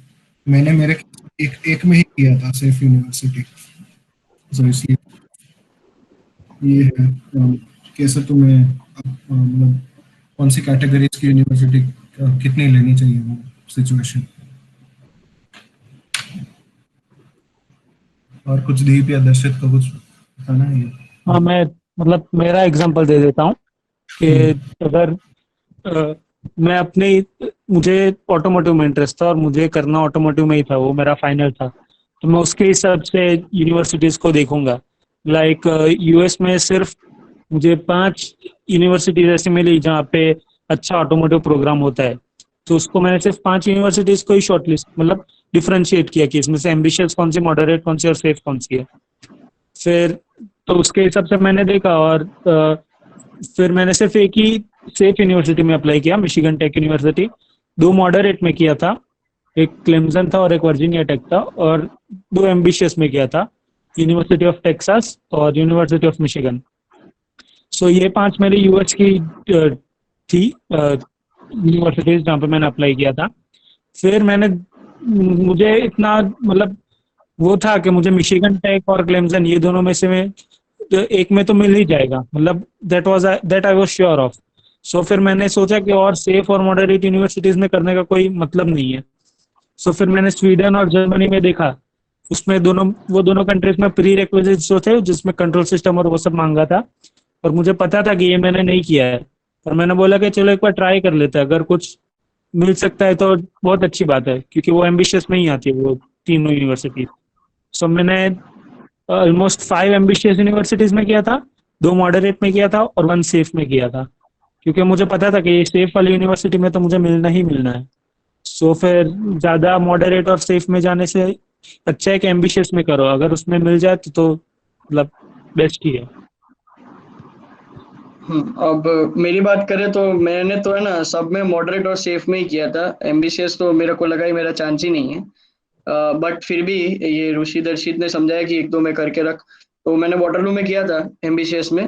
एक ही एमबीसीएस किया था, वो मैंने गलती कर दी, वो मैं अभी लग रहा है मेरे को, क्योंकि मेरे को लगा कि डिफिकल्ट होगा, मेरे सीजी थोड़े कम है और वो इंटर्नशिप और वर्क एक्सपीरियंस भी इतना है नहीं उस फील्ड में। तो मैंने एमबीसीएस एक ही किया था, मॉडरेट 2-3 किए थे और सेफ भी 2-3 किए थे, ज्यादा किए थे सेफ। तो ऐसा केस हुआ कि एमबीसीएस से एडमिट आया बट मॉडरेट में एक एडमिट नहीं आया। अब ये तो पता नहीं कैसे हुआ, बट मैंने कार्ल्टन में किया था। कार्ल्टन, कनाडा की बात करें तो मैंने कार्ल्टन, वाटरलू, कॉन्कोर्डिया और विंडसर में किया था। तो विंडसर एकदम सेफ है, उसमें तो कुछ भी हो जाए एडमिट मिलना ही है, बराबर। तुम इनकम्प्लीट भी डालो ना तो वो मेल करके भेजेंगे कि ये भेजो तो एडमिट दे देंगे, यानी उसमें तो मिलने ही वाला था, वो तो मेरे को पता ही था, फुल चांस था। फिर दूसरा कॉन्कोर्डिया था, वो काफी अच्छा यूनिवर्सिटी है मॉडरेट के लिए, उसका रैंकिंग 350 जैसा है क्यूएस रैंक, तो वो मॉडरेट गिन सकते हैं, मेरे लिए तो वो मॉडरेट ही था। तो उसमें भी मेरा एडमिट आया। एक कार्ल्टन था, बट कार्ल्टन में सीजी क्राइटेरिया मैंने देखा नहीं था। सीजी क्राइटेरिया एक्चुअली लिखा नहीं था वो लोग ने, बट मैंने अपनी कॉलेज में ही देखा कि जिसके 8.3 के नीचे थे ना सीजीपीए, उनको रिजेक्ट ही कर दिया वो लोग ने। तो मेरा 8.06 था तब, तो कार्ल्टन से रिजेक्ट आया, वो मैंने मॉडरेट में रखा था। और वाटरलू मैंने एम्बिशियस में रखा था, उसमें तो मेरे को लगा ही नहीं होगा, तो बट उसमें हो गया क्योंकि सीजी कम थे, बट उसमें लाइक रेज्यूमे और वो सब ढंग से मैंने करके भेजा था, तो वो हो गया। और मोनेश में भी सेम रेज्यूमे और सीजी भी थोड़े थे तब, 8.06, उसका कट ऑफ 7.5 था मोनेश का। तो बट लाइक ऑस्ट्रेलिया में ये एक चीज होती है कि तुम्हारे जितने जीपी अच्छे ना, उतना स्कॉलरशिप अच्छा मिलता है। मेरे को 5% स्कॉलरशिप भी मिला था मोनेश में, इतना कुछ नहीं था, बट ओवरऑल फीस भी बहुत हाई थी, इसलिए मोनेश मैंने प्रीफर नहीं किया, वाटरलू ज्यादा अच्छा है।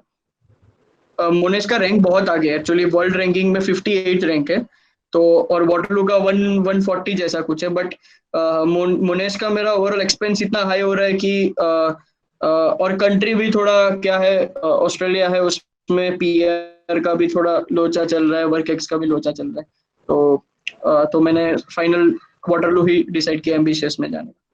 बस यही था। और सेफ में हो ही जाता है यार, तुम्हें लगता है कि तुम्हें नहीं मिलेगा, बट सेफ में वो लोग को एडमिशन चाहिए होते हैं, तुम्हें वहां नहीं जाना, उनको तुम्हें वहां बुलाना है, ऐसा होता है सेफ में, ये मैंने अभी तक देखा। तो ये कि मैंने गड़बड़ की थी, एम्बिशियस में कम किया, बट अगर 2-3 एम्बिशियस ज्यादा करता और एक और में लग जाता तो शायद कुछ अच्छा मिलता इससे। तो ये एक चीज तुम लोग सब ध्यान रखना अप्लाई करने से पहले। ऋषि और दर्शित ने एकदम सही किया था, 5-5 एम्बिशियस रखी थी और उसमें एडमिट आए हैं, तो वही करना। हाँ, मेरा भी ऐसा ही था। मैंने टोटल 8 यूनिवर्सिटी में अप्लाई, जिसमें से 5 एम्बिशियस थी, फिर 2 मॉडरेट और सेफ एक ही थी। तो सेफ में पाई एडमिशन, मॉडरेट जो 2 थी उसमें से एक में एडमिट आया और एक में रिजेक्ट आया। यूनिवर्सिटी ऑफ वॉशिंगटन सिएटल में एडमिशन है और वर्जीनिया टेक रिजेक्ट है। तो एम्बिशियस 5 की थी, जिसमें से 2 में आ गए, मतलब मैंने सोचा नहीं था कि 5 में से एक में भी आएगा, बट फॉर्चुनेटली 2 आ गए, जिसमें से CMU है और एक UCL है। तो मतलब मैं तो यही अर्ज करूंगा हमेशा कि एम्बिशियस ज्यादा ही करना, क्योंकि इवेंचुअली एक में ही जाना है तुम्हें, तो नॉट ट्राइंग ऐसा। तो चेंज करो। हाँ, हाँ यूनिवर्सिटी शॉर्टलिस्टिंग पार्ट 2 है। तो इसमें मतलब बेसिकली ये कैटेगरीज तो हमने बता दी कि ये ऐसे, ये कैटेगरीज की यूनिवर्सिटी कितना नंबर ऑफ, मतलब कितनी अप्लाई करना चाहिए, बट वो तुम कैसे सिलेक्ट करोगे। तो बेसिकली तुम्हें मोस्टली सर रिसर्च प्रोग्राम के लिए जा रहे हो तो लैब्स तुम्हें देखनी चाहिए कि कौन सी लैब्स है, तुम्हारे इंटरेस्ट की लैब्स वो यूनिवर्सिटी में है या नहीं है, प्रोफेसर है कौन से फील्ड में काम कर रहे हैं, वो सब तुम्हें स्टडी करना चाहिए। ये सब तुम खुद ही करोगे, मतलब कोई तुम्हें ये चीज स्पून फीड नहीं करेगा कि तुम्हें मतलब लेट से साइबर सिक्योरिटी में इंटरेस्ट है तो साइबर सिक्योरिटी के कितनी लैब्स है ये पर्टिकुलर यूनिवर्सिटी में, कौन सा प्रोफेसर क्या चीज पे काम कर रहा है, कौन सी लैब है एक्सेट्रा। फिर डिपार्टमेंट रैंकिंग और यूनिवर्सिटी रैंकिंग देखोगे। सो रैंकिंग ऐसा मोर और लेस ठीक है, मतलब एक जनरल आइडिया तुम्हें मिल जाएगा, बट मेनली तुम्हें खुद से साइट्स सारी खोल के देखनी पड़ेगी, प्रोफेसर्स का देखना पड़ेगा।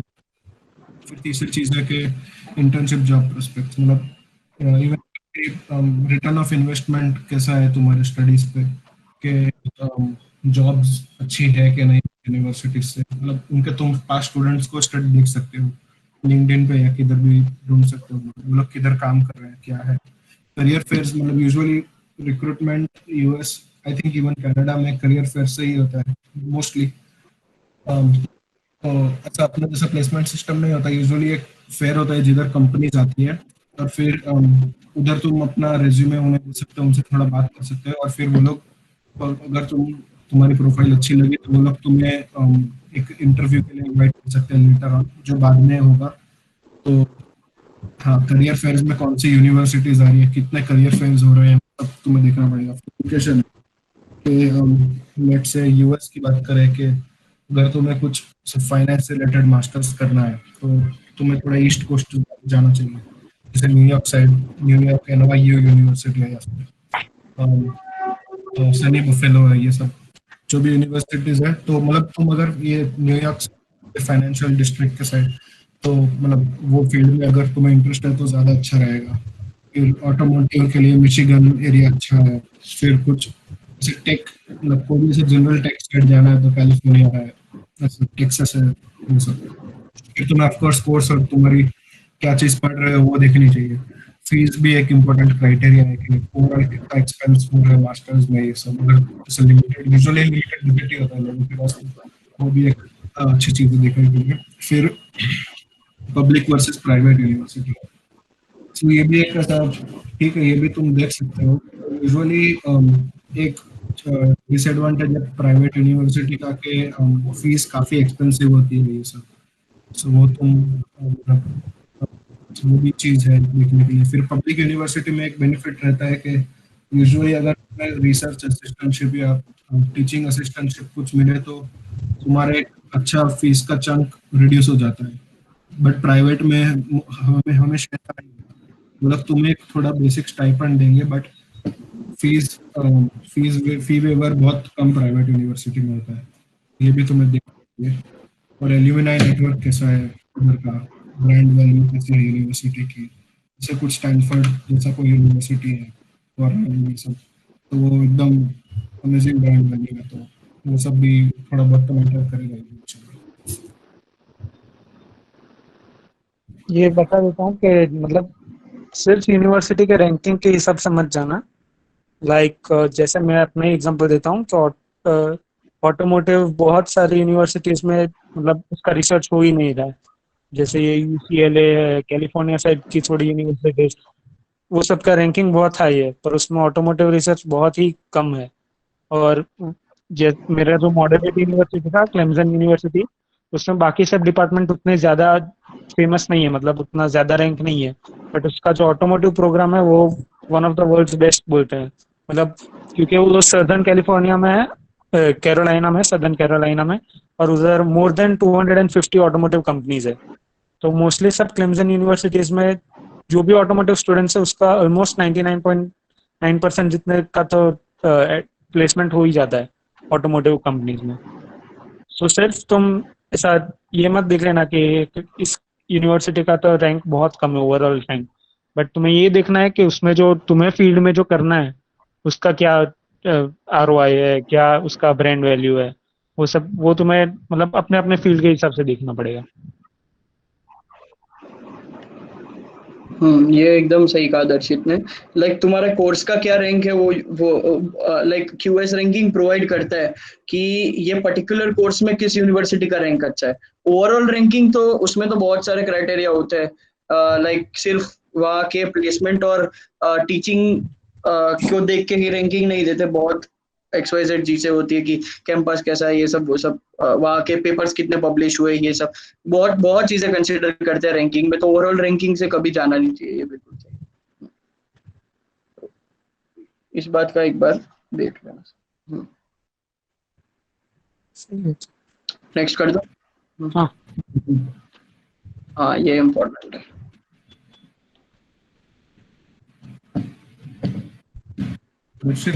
तुम लोग को किसी को कुछ बोलना है? हाँ, तो मेन ये course based versus thesis based का ये बहुत लोगों को कंफ्यूजन होता है। मतलब बहुत सारे लोगों का मैसेज आता है कि MS और MH में फर्क क्या होता है। तो मेन ये फर्क होता है कि कोर्स और थीसिस बेस्ड में ये फर्क होता है कि कोर्स बेस्ड में तुम्हें नंबर ऑफ कोर्सेज ज्यादा करने पड़ते हैं, while in thesis based the number of courses decreases, but you have to like submit a thesis, like you have to do a full-fledged research work and write a big thesis, and then you have to submit that thesis, present that thesis.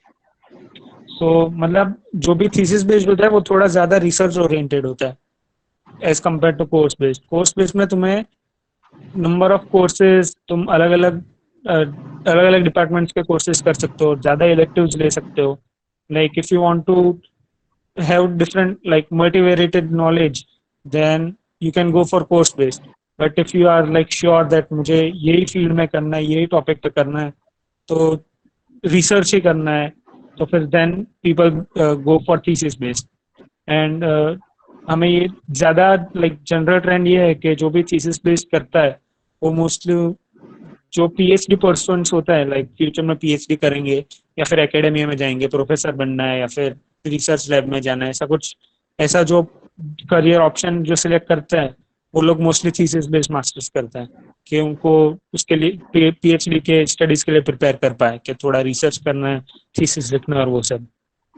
और जो भी course based लेते हैं उनका ऐसा कुछ general trend नहीं बोल सकते कि वो लोग जॉब ही करते हैं ऐसा कुछ, क्योंकि बहुत सारे कोर्स बेस्ड स्टूडेंट्स को PhD करते हुए देखा है, एकेडमी में जाते हुए देखा है, और सब जॉब्स भी बहुत सारे लोग लेते हैं. सो ऐसा कोर्स बेस्ड का ऐसा कुछ जनरलाइजेशन हम नहीं कर सकते कि वो लोग PhD नहीं करते, सिर्फ जॉब्स में जाते हैं ऐसा कुछ.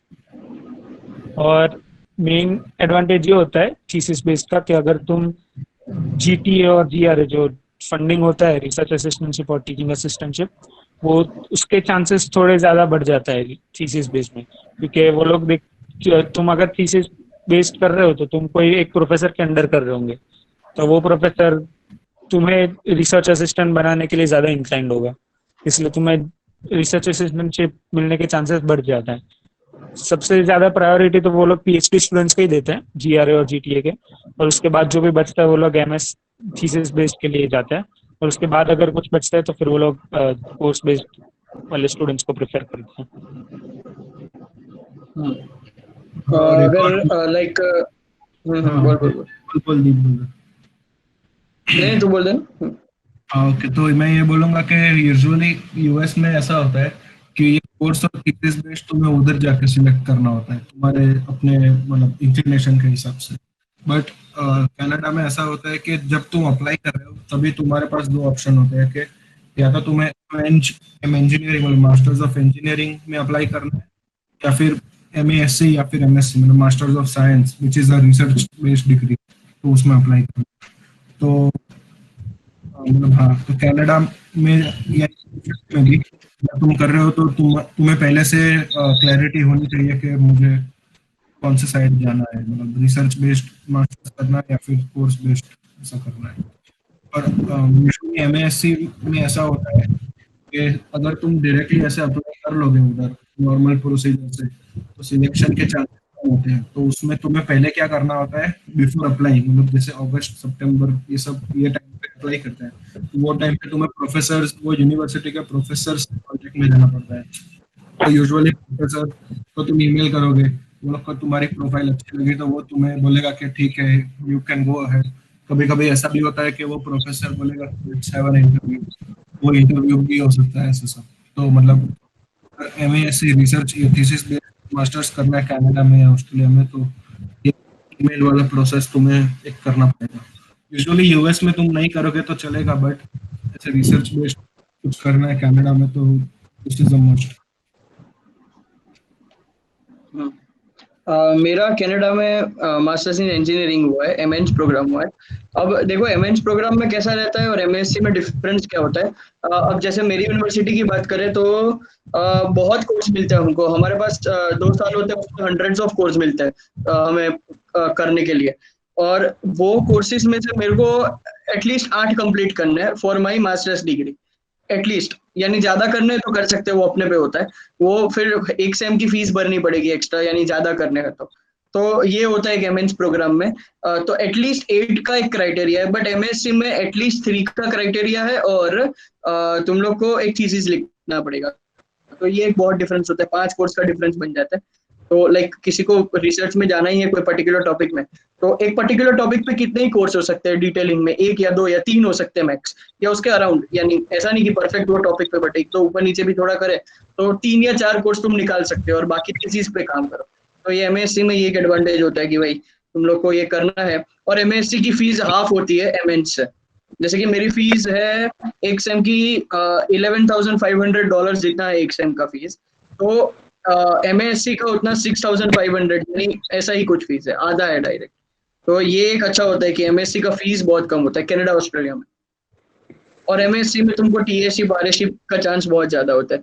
हाँ, और एक कनाडा में ये एक एडवांटेज है कि तुम वहां जाके अगर तुम एकेडमिक परफॉर्मेंस अपना अच्छा हो तुम्हारा, प्लस तुम कोई प्रोफेसर को मना लो कि मैं ये रिसर्च करना चाहता हूँ, एमएन टू एमएससी शिफ्ट करना इजी है, काफी इजी है।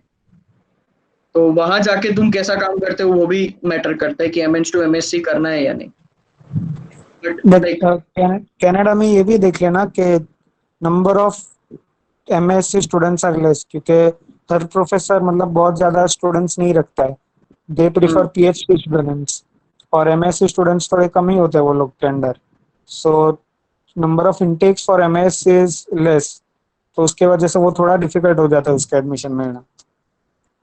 और दूसरी बात ये है कि एमएससी में तुम्हें पहले से, लाइक वाटरलू की बात करूं तो उसमें तुम्हें पहले से कोई प्रोफेसर को मनाना पड़ता है कि अच्छा ये मेरा एमएससी स्टूडेंट, मतलब he will be my supervisor for MSc my thesis, तो वो तुम्हें पहले से मनाना पड़ता है। अगर वो नहीं कोई है पहले से तो फिर तुम्हारे चांसेस बहुत ही ज्यादा ड्रॉप हो जाते हैं एमएससी के लिए। सो अगर तुम्हें एमएससी करना है कनाडा में तो आई वुड प्रेफर कि तुम लाइक सितंबर अक्टूबर से ही मेल करना स्टार्ट कर दो प्रोफेसर्स को, और अगर वो किसी को मना लिया फिर थोड़ा ज्यादा बेटर चांसेस हो जाते हैं एमएससी इनटेक के लिए। ये सही कहा दर्शित ने। प्लस मैंने अभी देखा, अभी वाटरलू के स्टूडेंट का एक ग्रुप बना है, उसमें बहुत ही कम एमएससी है। मेरी जो फील्ड है उसमें मुश्किल से 5 या 6 लोग मैंने देखे अभी तक इंडिया से जो एमएससी कर रहे हैं। वो यानी इसलिए बहुत ही ज्यादा डिफिकल्ट हो जाता है। एमएस में तो वैसे भी बहुत लोग हैं, बट कंपैरेटिवली बहुत लोग हैं, बट एमएससी बहुत डिफिकल्ट है कनाडा। तो नेक्स्ट कर दूं? हाँ, प्रोफाइल बिल्डिंग कोई कंटिन्यू करो ना, मेरे को एक बार ये फोन लेना पड़ेगा, 1 सेकंड। चलो, तो प्रोफाइल बिल्डिंग यूजुअली जो सेकंड, मतलब जो अभी सेकंड थर्ड फाइनल ईयर सब लोग के लिए काम की चीज है कि बोला था ये तुम अपना प्रोफाइल कैसे बनाते हो, तो तुम्हारे चांसेस इवेंचुअली कैसे ज्यादा होंगे। तो मेनली के कुछ रिसर्च बेस्ड, यूजुअली कोई भी प्रोग्राम इम्पोर्टेंस तो देते ही है। तो तुमने कुछ रिसर्च प्रोजेक्ट्स किए या फिर तुम्हारे पास कोई पब्लिकेशन है तुम्हारे रेलेवेंट फील्ड का, लेट से तुमने रोबोटिक्स में करना है, रोबोटिक्स तुमने कुछ रिसर्च पब्लिश हो गया है या फिर कोई रिसर्च प्रोजेक्ट किया, तो that would be a very strong, मतलब तुम्हारे चांसेस बहुत बढ़ जाएंगे। Internships are of course important. फिर अवार्ड, कुछ तुमने कॉम्पिटिशन में पार्ट लिया है, अवार्ड जीते हो, that is a very good thing. Scholarships कुछ जैसा कॉलेज से मिली है या फिर कोई एक्सटर्नली तुम्हें ऐसा कुछ ऑनर्स हुआ है तुम्हारी, मतलब तुम्हें कुछ मिला है, तो वो सब भी इम्पोर्टेंट है। Courses are also important. जैसे तुम कुछ ऐसा फील्ड तुम्हारी चेंज कर रहे हो या फिर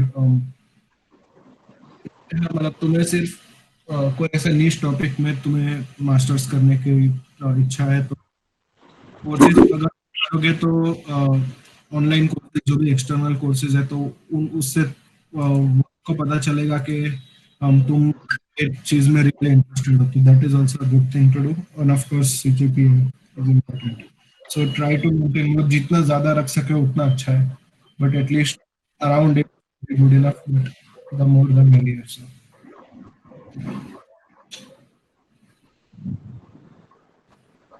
दर्शित या दीप, किसको कुछ ऐड करना है? ये एक पॉइंट है। हाँ दर्शित, कंटिन्यू। मैं सिर्फ ये बोल रहा था कि प्रोफाइल बिल्डिंग मतलब तुम लोग जो भी सेकेंड ईयर में हो तुम लोग थोड़ा ये देख लो कि क्या क्या रिक्वायरमेंट्स होते हैं, तो उसके हिसाब से तुम प्रिपेयर कर पाओगे। अगर तुमने ये फाइनल कर दिया कि हमें मास्टर्स करना है तो तुम्हारे पास एक मतलब एक बेसिक आइडिया होगा कि ये चाहिए है, तो तुम उसके हिसाब से आगे 2 साल में तुम कर सकते हो। हाँ, ये सीजीपीए की बात करें तो सीजीपीए मेंटेन रखना बराबर। सीजीपीए के बिना चांस यानी कम होता है एक तरीके से। तो एटलीस्ट मैं तुमको बोलूंगा कि 8.5 हो ना, तो तुम्हें एक टाइप से श्योरिटी हो जाएगी कि तुम लाइक मॉडरेट यूनिवर्सिटी में तो जा ही पाओगे। एटलीस्ट 8.5 रखना।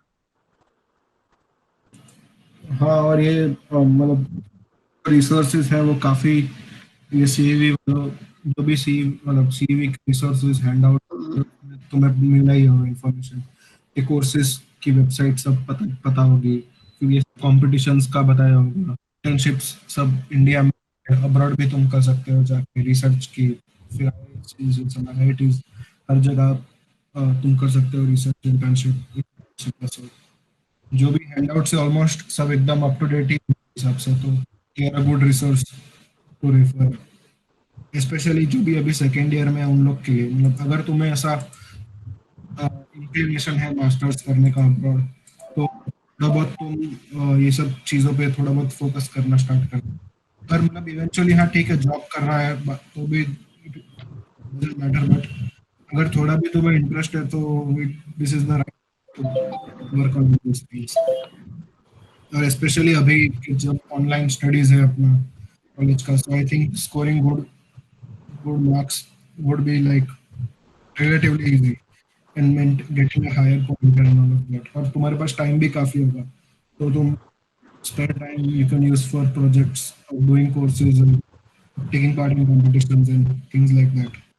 So wisely अपना टाइम यूज करो। और yet I think और कुछ तो दीप या दर्शित को कुछ ऐड। कुछ कोई स्टार्टअप खोल सकते हो तो खोल दो। हम्म हाँ, ये सब लीडरशिप इनिशिएटिव्स ये सब भी काफी मैटर करता है, स्टार्टअप्स। लीडरशिप देखते हैं, एंटरप्रेन्योरशिप पॉलिटिक्स देखते हैं, अगर वो सब है तो they also impact the youth. मैंने किया था ना ये अपना फ्रीको लिटोवेटर्स में, मैंने एक स्टार्टअप में मैंने को फाउंड किया था उसको, बट फिर मैंने थोड़े टाइम के बाद छोड़ दिया वो। बट वही है, मैंने वो थोड़ा सा ही, मैंने ज्यादा उसके बारे में लिखा नहीं था, बट एक दो लाइन लिख के रखी थी कि शायद इम्पैक्ट पड़ सके। तो ये थोड़ा पता नहीं है। ये सब काफी हाँ इम्पैक्ट तो काफी करता है। वही है। मतलब तुम अपने आप को कैसे क्राउड से सेपरेट कर सकते हो, वो क्वालिटीज तुम्हें हाईलाइट करनी है।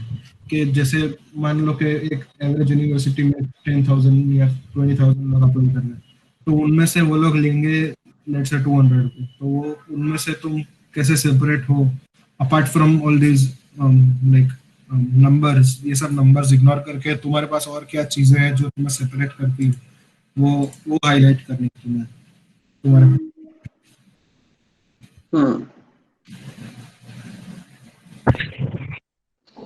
नेक्स्ट कर दो। हाँ हाँ एक्सपेंस। हाँ, तो ये एक बेसिक एक्सपेंस हमने बनाया है कि ये सब जो एग्जाम्स तुम लोगे उसका एक्सपेंस जीआरई का $205, सब यूएस डॉलर्स है। TOEFL is $180 and IELTS is 13,250 rupees. So ये सब expense is a fixed expense, तो इतना तो तुम्हें देना ही होगा। और मोर ओवर जीआरई में यू कैन जो भी तुम्हारा जीआरई स्कोर होगा जब एग्जाम दोगे, उसके बाद you will have a chance to send that score to 4 universities. तो वो तुम वाइजली जब एग्जाम दे रहे हो उसके पहले से तुम ध्यान में रखना कि कौन से 4 यूनिवर्सिटी में भेजना है मुझे। तो वो तुम सेंड करोगे, 4 फ्री में तुम कर सकते हो। Similarly TOEFL also you can send to 4 universities और IELTS you can send to 5 universities, ये सब फ्री में भेज सकते हो। अगर उसके बाद मान लो तुम अप्लाई कर रहे हो तब तुम्हें स्कोर भेजना है, तो you will have to pay for that. तो GRE का you have to pay $27 for 1 university, TOEFL you have to pay 28 for 1 university, and IELTS you have to pay 1200 rupees for 1 university. तो इसलिए जब तुम apply कर रहे हो तो एटलीस्ट 4-5 यूनिवर्सिटीज तुम्हारे माइंड में होनी चाहिए कि so that you can save up on that expense. And जब तुम यूनिवर्सिटी में अप्लाई कर रहे हो, वो अब एप्लीकेशन की भी फीस होती है, can be as little as $70 and it go up to $150। और अगर तुम कोई MBA प्रोग्राम स्कूल में अप्लाई कर रहे हो तो उधर तो it is even more expensive, और $200 भी होता है, तो किसी में $250 भी होता है। So that is all the all things related to application fees. So all in all, if you apply to let's say 8 to 10 universities, which is around $1,000 तो हो ही जाता है. अगर ज़्यादा में कर रहे हो तो it can even be $1,500. और कभी-कभी थोड़े यूनिवर्सिटीज में फी वेवर भी होता है, but international students application fee waiver, not like tuition fee waiver. But जो तुम ये $20 दे रहे हो वो भी कभी-कभी वो लोग वेव कर देते हैं. तो वो बट इंटरनेशनल काफी कम यूनिवर्सिटीज में होता है, तो वो थोड़ा देख के रखना कि थोड़ा वो ये फेसबुक ग्रुप से सब उधर तुम्हें पता चल जाएगा कि कौन से फ्री में तुम अप्लाई कर सकते हो ये सब. तो that also advantage of. European countries में थोड़ा ये एक्सपेंस कम होता है. लाइक जर्मन यूनिवर्सिटीज में एप्लीकेशन फीस नहीं होता है, और उधर की यूनिवर्सिटीज में ये जो टोफल और आईएलटीएस का स्कोर है वो वैसा ऑफिशियली रिपोर्ट करने की जरूरत नहीं है. वो लोग डायरेक्टली तुम्हारा जो भी स्कोर कार्ड होगा उसका वो डायरेक्ट तुम पीडीएफ अपलोड कर दोगे तो भी चल जाएगा. सो अगर तुम्हें यूरोपियन कंट्रीज में करना है, लाइक मोस्टली जर्मनी में तो बहुत ही चीप होता है, और स्वीडन, ज्यूरिख, वो सब की एप्लीकेशन फीस यूएस के यूनिवर्सिटी जितनी होती है, बट उसमें ये जो स्कोर रिपोर्टिंग है वो उतना ज्यादा मतलब स्ट्रिंजेंट नहीं है. वो तुम डायरेक्टली अपलोड करके कर सकते हो. सो लाइक यूरोप, सिर्फ यूरोपियन कंट्रीज में कर रहे हो तो तुम्हारा ये एक्सपेंस थोड़ा कम हो जाएगा. और ऑस्ट्रेलिया और कनाडा के लिए भी सेम ही है सब कुछ, बट ये डॉलर्स यूएस डॉलर्स है, वो कैनेडियन डॉलर ऑस्ट्रेलियन डॉलर हो जाता है, बस उतना ही फर्क रहता है. और दूसरा ये कि बस इतना ही होता है, और ज्यादा इतना कुछ रिपोर्ट करने, और आईएलटीएस जनरली रिपोर्ट करना होता नहीं है. बट अगर कोई यूनिवर्सिटी है जो रिपोर्ट करना बोल ही रही है तो तुमको 5 में कंपलसरी करना ही पड़ेगा, क्योंकि आईएलटीएस की पॉलिसी है 5 यूनिवर्सिटी करना ही पड़ेगा 1200 रुपए में रिपोर्ट. और दूसरा कि जीआरई रिपोर्ट करना जरूरी है. मैंने वाटरलू में किया था, तो जीआरई एटलीस्ट तुम लोग रिपोर्ट करना जरूरी होता है, ये मान लेना. आईएलटीएस का मेरे ख्याल से कोई कंपल्शन नहीं होता रिपोर्ट करने का. कनाडा और ऑस्ट्रेलिया में पीडीएफ चल जाता.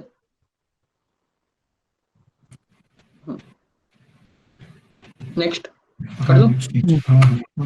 स्कॉलरशिप.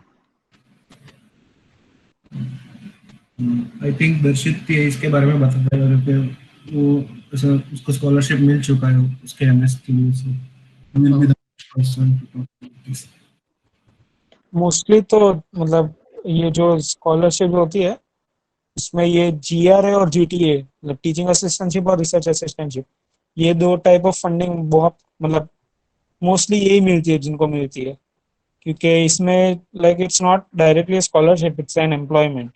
कि वो लोग तुमसे कुछ काम करवाएंगे. लाइक यू विल हैव एक वीक के पर्टिकुलर नंबर ऑफ आवर्स तुम्हें काम करना पड़ेगा. कोई भी एक लैब के अंदर अगर तुम्हें जीटीए मिला है टीचिंग असिस्टेंटशिप, तो प्रोफेसर तुम्हें कोई एक लैब असाइन कर देगा कि तुम्हें ये मेंटेन करना है. बैचलर्स के प्रैक्टिकल्स लेने होंगे, या फिर कोर्स ग्रेडिंग करना होगा, एग्जाम्स कंडक्ट करने होंगे, या फिर क्लास लेना होगा, ट्यूटोरियल्स लेने होंगे. ये सब जीटीए में आता है, टीचिंग असिस्टेंटशिप.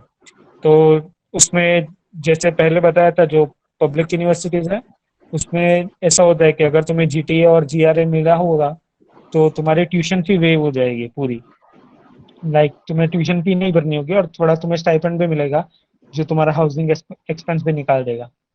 और प्राइवेट यूनिवर्सिटीज में ऐसा ट्यूशन फी वेवर नहीं करते हैं, पर वो लोग सिर्फ फिक्स्ड अमाउंट ऑफ स्टाइपेंड देते हैं पर वीक, कि तुम्हें इतना स्टाइपेंड मिलेगा पर वीक, तो फिर उसमें से तुम लोग देख लो. मतलब वो स्टाइपेंड थोड़ा ज्यादा ही होता है as compare to the stipend of public universities.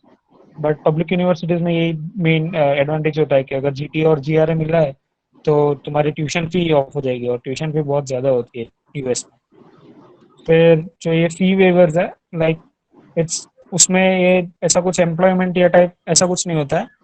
वो फी वेवर्स आर डायरेक्टली लाइक अगर तुम्हारा एक्सेप्शनल प्रोफाइल है, मतलब बहुत अच्छा प्रोफाइल है, स्टैंड आउट कर रहे हो, तो वो लोग तुम्हारी ट्यूशन फी वेव कर सकते हैं. लाइक ऐसा बहुत रेयर केसेस होते हैं कि किसी का बहुत ही अच्छा प्रोफाइल है और वो यूनिवर्सिटीज वांट लाइक ये स्टूडेंट हमारे इधर ही आए, तो फिर वो लोग ऐसा देते हैं कि तुम्हारी ट्यूशन फी मत भरना, ऐसा कुछ वो ट्यूशन फी वेव कर देते हैं.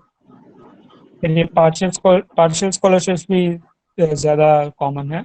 लाइक कुछ कुछ यूनिवर्सिटीज है, NYU टाइप यूनिवर्सिटी, वो सब फिक्स्ड अमाउंट, लाइक थोड़े अमाउंट, लाइक $5,000 $10,000 स्कॉलरशिप देते हैं। बट वो लोग की खुद की ट्यूशन फी इतनी ज्यादा होती है कि फिर ये थोड़ा मतलब it's like 5 to 10% of it. So these are partial scholarships and like ये थोड़े कॉमन, मतलब फी वेवर से ज्यादा कॉमन होता है, पर GT और GR से भी थोड़े कम ही मिलते हैं लोगों को। और थर्ड पार्टी ये बहुत शॉर्ट, मतलब ये यूनिवर्सिटीज खुद नहीं देते, बट लाइक थर्ड पार्टीज होते हैं, लाइक डार्ड for Germany, Mitacs for Canada, ये फुल ब्राइट स्कॉलरशिप US के लिए होती है। इससे सब अलग अलग यूनिवर्सिटी, अलग अलग थर्ड पार्टीज होते हैं जो देते हैं। और कुछ कुछ यूनिवर्सिटीज में ये भी होता है कि थर्ड पार्टीज सिर्फ कुछ यूनिवर्सिटीज को देते हैं। लाइक क्लेमसन जो टाटा फाउंडेशन है, वो क्लेमसन यूनिवर्सिटीज के स्टूडेंट्स को एक्सटर्नली स्कॉलरशिप देते हैं, बाकी कोई यूनिवर्सिटीज को नहीं देते, सिर्फ क्लेमसन को देते हैं। ऐसा सब यूनिवर्सिटीज का अलग एफिलिएशन भी होता है अलग अलग कंपनीज के साथ। तो ये तुम्हें खुद से देखना पड़ेगा कि कौन से स्कॉलरशिप्स अवेलेबल है, उनके वेबसाइट पे जाना पड़ेगा, क्या क्या एलिजिबिलिटी क्राइटेरिया है, कितना फंडिंग देते हैं, वो सबका अलग अलग होता है। ये like it's not any generalised thing. तो वो तुम्हें खुद से रिसर्च करना पड़ेगा और खुद से अप्लाई करना पड़ेगा सबके लिए, थर्ड पार्टी के लिए। और यूरोपियन कंट्रीज की बात करूँ तो उसमें GT और GRA नहीं मिलते हैं, क्योंकि उधर ऐसा असिस्टेंटशिप ज्यादा नहीं होता है। और उसमें जो ये पार्शियल स्कॉलरशिप्स और फी वेवर्स है वो थोड़े ज्यादा कॉमन हो जाता है। वो लोग इस सब यूनिवर्सिटीज, लाइक स्वीडन यूनिवर्सिटीज में, सब यूनिवर्सिटीज में अप्रोक्सीमेटली 9 to 10 डिफरेंट स्कॉलरशिप्स होते हैं, जिसमें फी वेवर्स है, पार्शियल स्कॉलरशिप्स है। कुछ कुछ में ऐसा होता है कि तुम्हारा हाउसिंग निकाल देंगे, कुछ ऐसा होता है कि ट्यूशन फी कैंसिल कर देंगे, कुछ में पार्शियल निकालते हैं। ऐसा मतलब यूरोप यूनिवर्सिटीज में ये सब स्कॉलरशिप ज्यादा होता है, और GT और GRA कम हो जाता है, मतलब ऑलमोस्ट होते ही नहीं है। और ये जर्मनी में तो पता है कि TUs जो उसमें फीस ही नहीं होती, लाइक 0 फीस होती है। सो उसमें डार्ड की जो स्कॉलरशिप होती है उससे तुम अपना लिविंग एक्सपेंस और वो सब भी निकाल सकते हो। सो थर्ड स्कॉलरशिप अपॉर्चुनिटीज में तो यही है कि US में मोस्टली GT और GRA के पीछे जाना होता है, और यूरोपियन में फी वेवर्स और पार्शियल स्कॉलरशिप्स के पीछे। कनाडा ऑस्ट्रेलिया में ये होता है कि भाई तुम्हारा कोर्स बेस और थीसिस बेस के फीस में पहले बहुत डिफरेंस होता है। थीसिस बेस का फीस ज्यादा ही होता है जैसा मैंने पहले बताया, और कोर्स बेस का डबल होता है। तो एक तरीके से तुमको अगर MSc मिल रहा है तो तुम्हें स्कॉलरशिप मिल ही गया है, ये मान के चलो। प्लस तुम्हें वहां जाके कौन सा वर्क मिलता है उसके बेसिस पे तुमको वो पे करते हैं stipend. For example teaching assistantship या RA कुछ भी मिलता है लैब में रिसर्च का, तो उस हिसाब से पे करते हैं दोनों, कनाडा ऑस्ट्रेलिया दोनों। तो मेन फीस का बहुत डिफरेंस होता है ये दोनों में। तो वही एक तरीके से स्कॉलरशिप भी मिल रहा है तुमको, MSc मिल गया तो।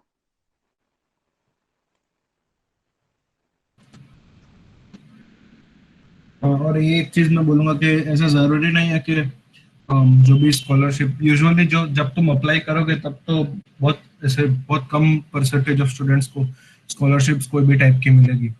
सो यूजुअली US में ऐसा होता है कि 1 साल तक लोग पढ़ते हैं, और फिर जब नेक्स्ट फॉल चालू होता है तब professors are willing to take more students for teaching और रिसर्च असिस्टेंटशिप। तो वो 1 साल के बाद तुम प्रोफेसर को अप्रोच करोगे, और क्योंकि इमीडिएटली तुम सीधा जाओगे तो बहुत कम स्टूडेंट्स को लेते हैं वो लोग। 1 साल के बाद दो सेमेस्टर के बाद जब तुम उधर प्रोफेसर को अप्रोच करोगे तो they will be more willing to take research and teaching assistants. और इसके अलावा लोग पार्ट टाइम जैसे रेस्टोरेंट में काम करते हैं या फिर ऑन कैंपस कोई लाइब्रेरी में काम कर रहा है, ये सब तो वो भी ऐसा थोड़ा बहुत हेल्प करेगा।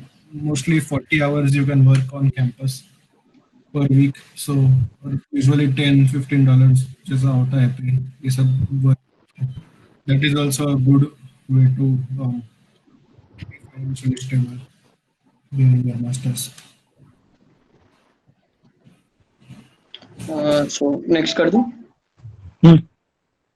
रिसोर्सेस।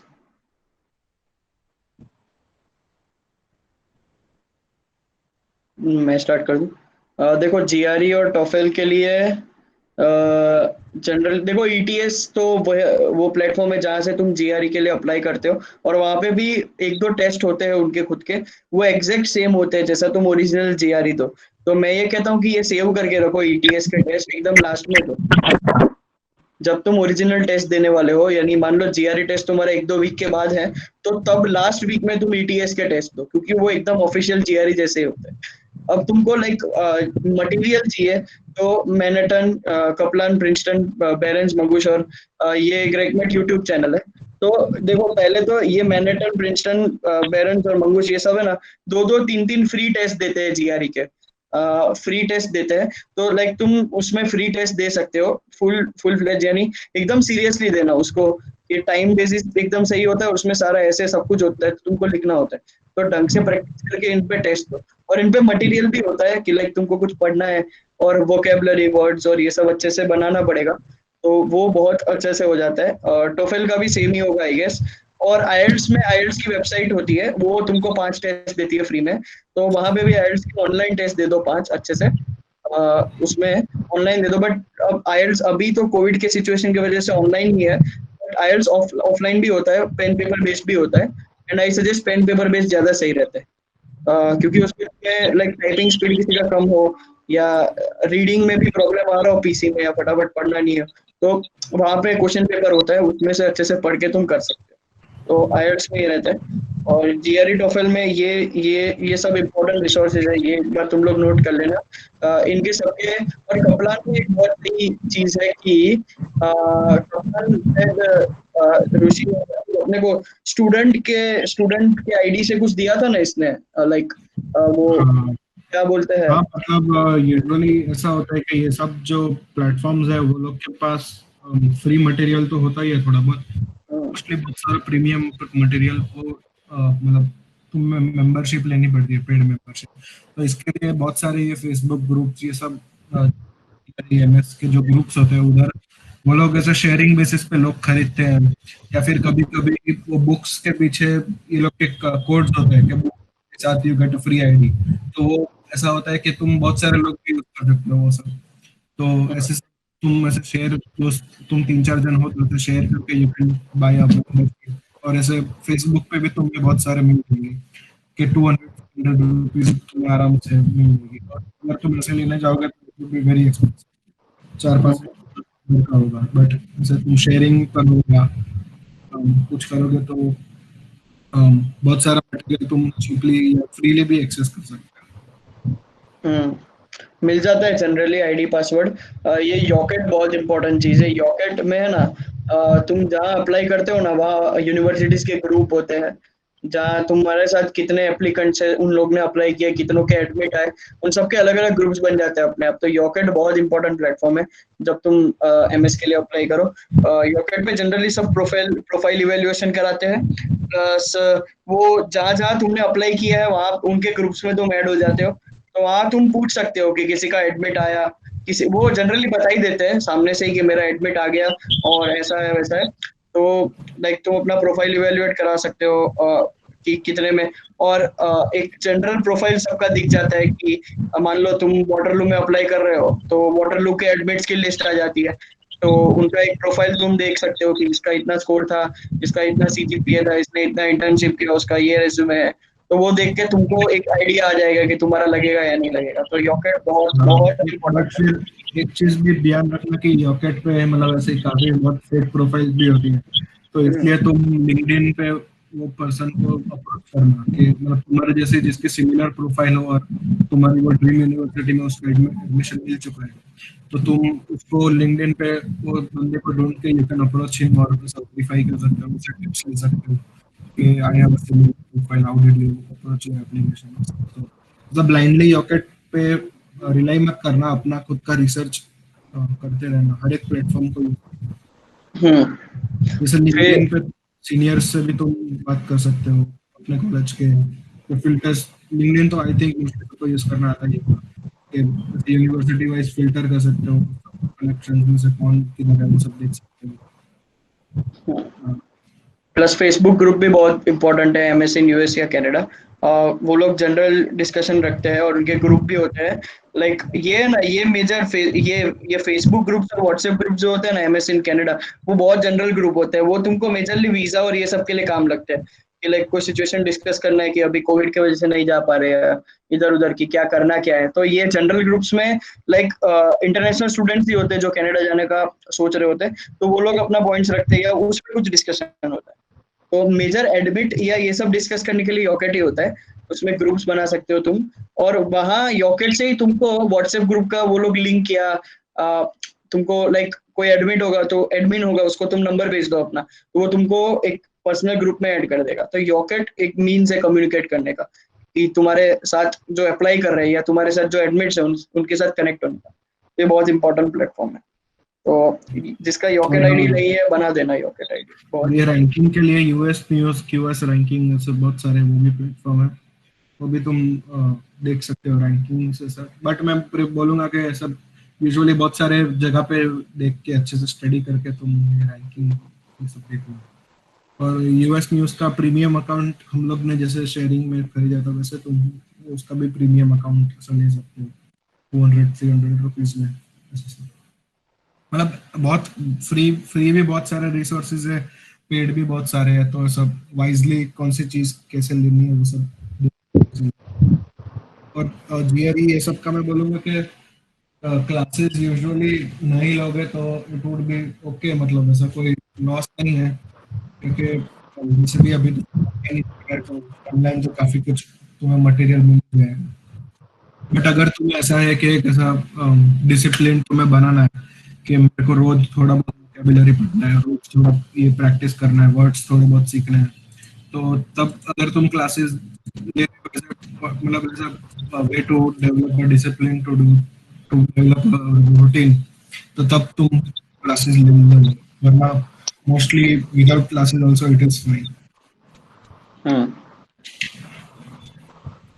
और जर्मनी के लिए तो डार्ट की वेबसाइट एकदम, मतलब तुम्हें ऑलमोस्ट सारी इंफॉर्मेशन मिल जाएगी कि सब यूनिवर्सिटीज का लिस्ट आ जाएगा, कौन सी यूनिवर्सिटीज में कौन से इंग्लिश कोर्सेज है, कौन से जर्मन कोर्सेज है, ऑटोमोटिव कोर्स कौन सा यूनिवर्सिटी दे रहा है, रोबोटिक्स कोर्स कौन सा यूनिवर्सिटी दे रहा है, ये सब पूरा तुम्हें फिल्टरिंग हो जाता है तुम्हारे डार्ट की वेबसाइट पे। तो उधर ही तुम्हें इंफॉर्मेशन भी मिल जाती है कि प्री रिक्विजिट्स क्या है, एप्लीकेशन डेडलाइंस क्या है। मतलब जर्मनी के लिए डार्ट की वेबसाइट जो है वो बहुत इंपॉर्टेंट है, मतलब they give you all the information required. Next कर दूं?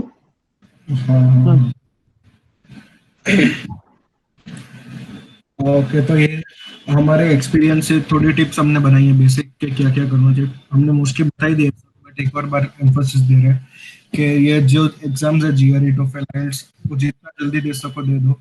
अगर तुम फॉल कर रहे हो तो अगस्त के पहले तो एटलीस्ट तुम्हारे पास स्कोर रेडी होंगे, तो that would be the best scenario.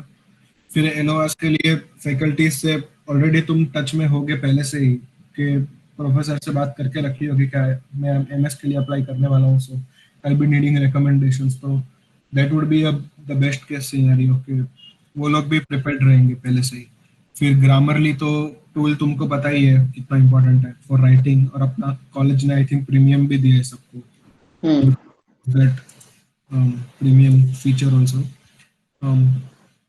जो लोग ने get in touch with seniors, this is very important कि seniors can help you immensely, कि like they can give you tips, they can tell you about university's program। जो senior अभी पढ़ रहे हैं वो यूनिवर्सिटी में, वो तुम्हें अच्छे से बता सकेंगे कैसे सिलेक्शन होता है ये वो। So that would be best।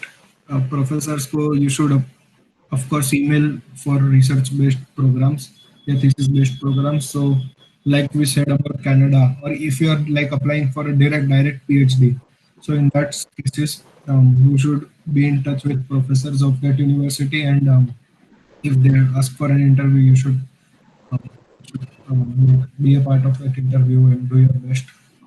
And of course don't ever copy SOP, because if this plagiarism check is like, of course you will be blacklisted, but of course अपना कॉलेज का भी नाम खराब होगा उससे। एंड इट्स मतलब it's okay अगर थोड़ा मीडियोकर ऐसे लिखा है तुम लोग ने, बट ऐसा नहीं कि कुछ फैंसी ऑनलाइन मिल गया और उसको तुम लिख लोगे एडिट, थोड़ा बहुत एडिट करके, तो दैट यू शुडंट डू।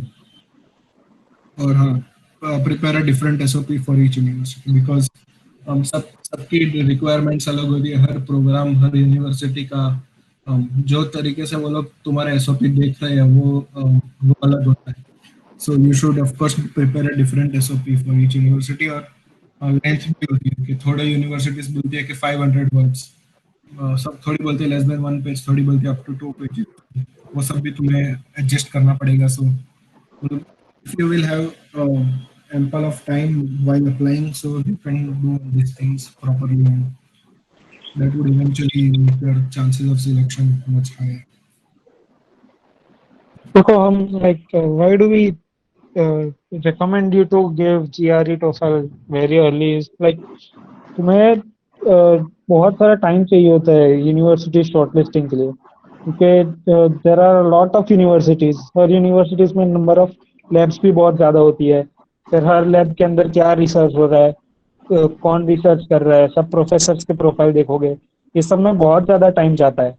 तुम्हें फिर उसमें से सिर्फ थोड़े 7 to 10 यूनिवर्सिटीज शॉर्टलिस्ट करने के, मुझे सिर्फ इसमें इसमें अप्लाई करना है, तो इसमें खुद के एक्सपीरियंस से बता रहा हूँ कि बहुत सारा टाइम जाता है। और कई बार ऐसा हो जाता है कि थोड़े जो अर्ली डेडलाइंस की यूनिवर्सिटीज है वो निकल जाती है, क्योंकि उसके बारे में तुम्हें पहले पता नहीं होता है, फिर थोड़ा बाद में पता चलता है कि अच्छा ये यूनिवर्सिटी में भी ये रिसर्च हो रहा था, तो मुझे शायद इसमें अप्लाई करना चाहिए था, बट उसकी डेडलाइन निकल गई क्योंकि तुम थोड़े लेट हो गए थे देखने के लिए। और वो सब इसलिए हम बोलते हैं कि GRE TOEFL और वो सब अगर तुम्हारा कंप्लीट हो जाए तो तुम ये यूनिवर्सिटी शॉर्टलिस्टिंग अगर जितना जल्दी स्टार्ट कर सकते हो तो वो तुम्हें ज्यादा बेनिफिट करेगा, ज्यादा नंबर ऑफ लाइक तुम्हारा रिसर्च बेटर हो जाएगा कि कौन सी यूनिवर्सिटी में कहाँ पे करना है अप्लाई। और ये भी होता है कि सबके एप्लीकेशंस स्टार्ट, डेडलाइन तो बात की बात, पर स्टार्ट सितंबर अक्टूबर में हो जाते हैं सब यूनिवर्सिटीज के, तो तुम जितना जल्दी अप्लाई करोगे तो रोलिंग एडमिशंस वाले में थोड़ा ज्यादा फायदा हो सकता है। प्लस तुम्हारा 7th सेम में तुम अप्लाई करोगे, और 7th सेम बहुत बर्डन वाला होता है, सेमिनार होता है, प्रोजेक्ट प्रिलिमिनरी होता है, प्लस तुम्हारे अपने कॉलेज में 4 सब्जेक्ट यानी 4 कोर्स होता है, तो ये सब मैनेज करना, प्लस GRE IELTS TOEFL का एग्जाम देना वही टाइम पे, प्लस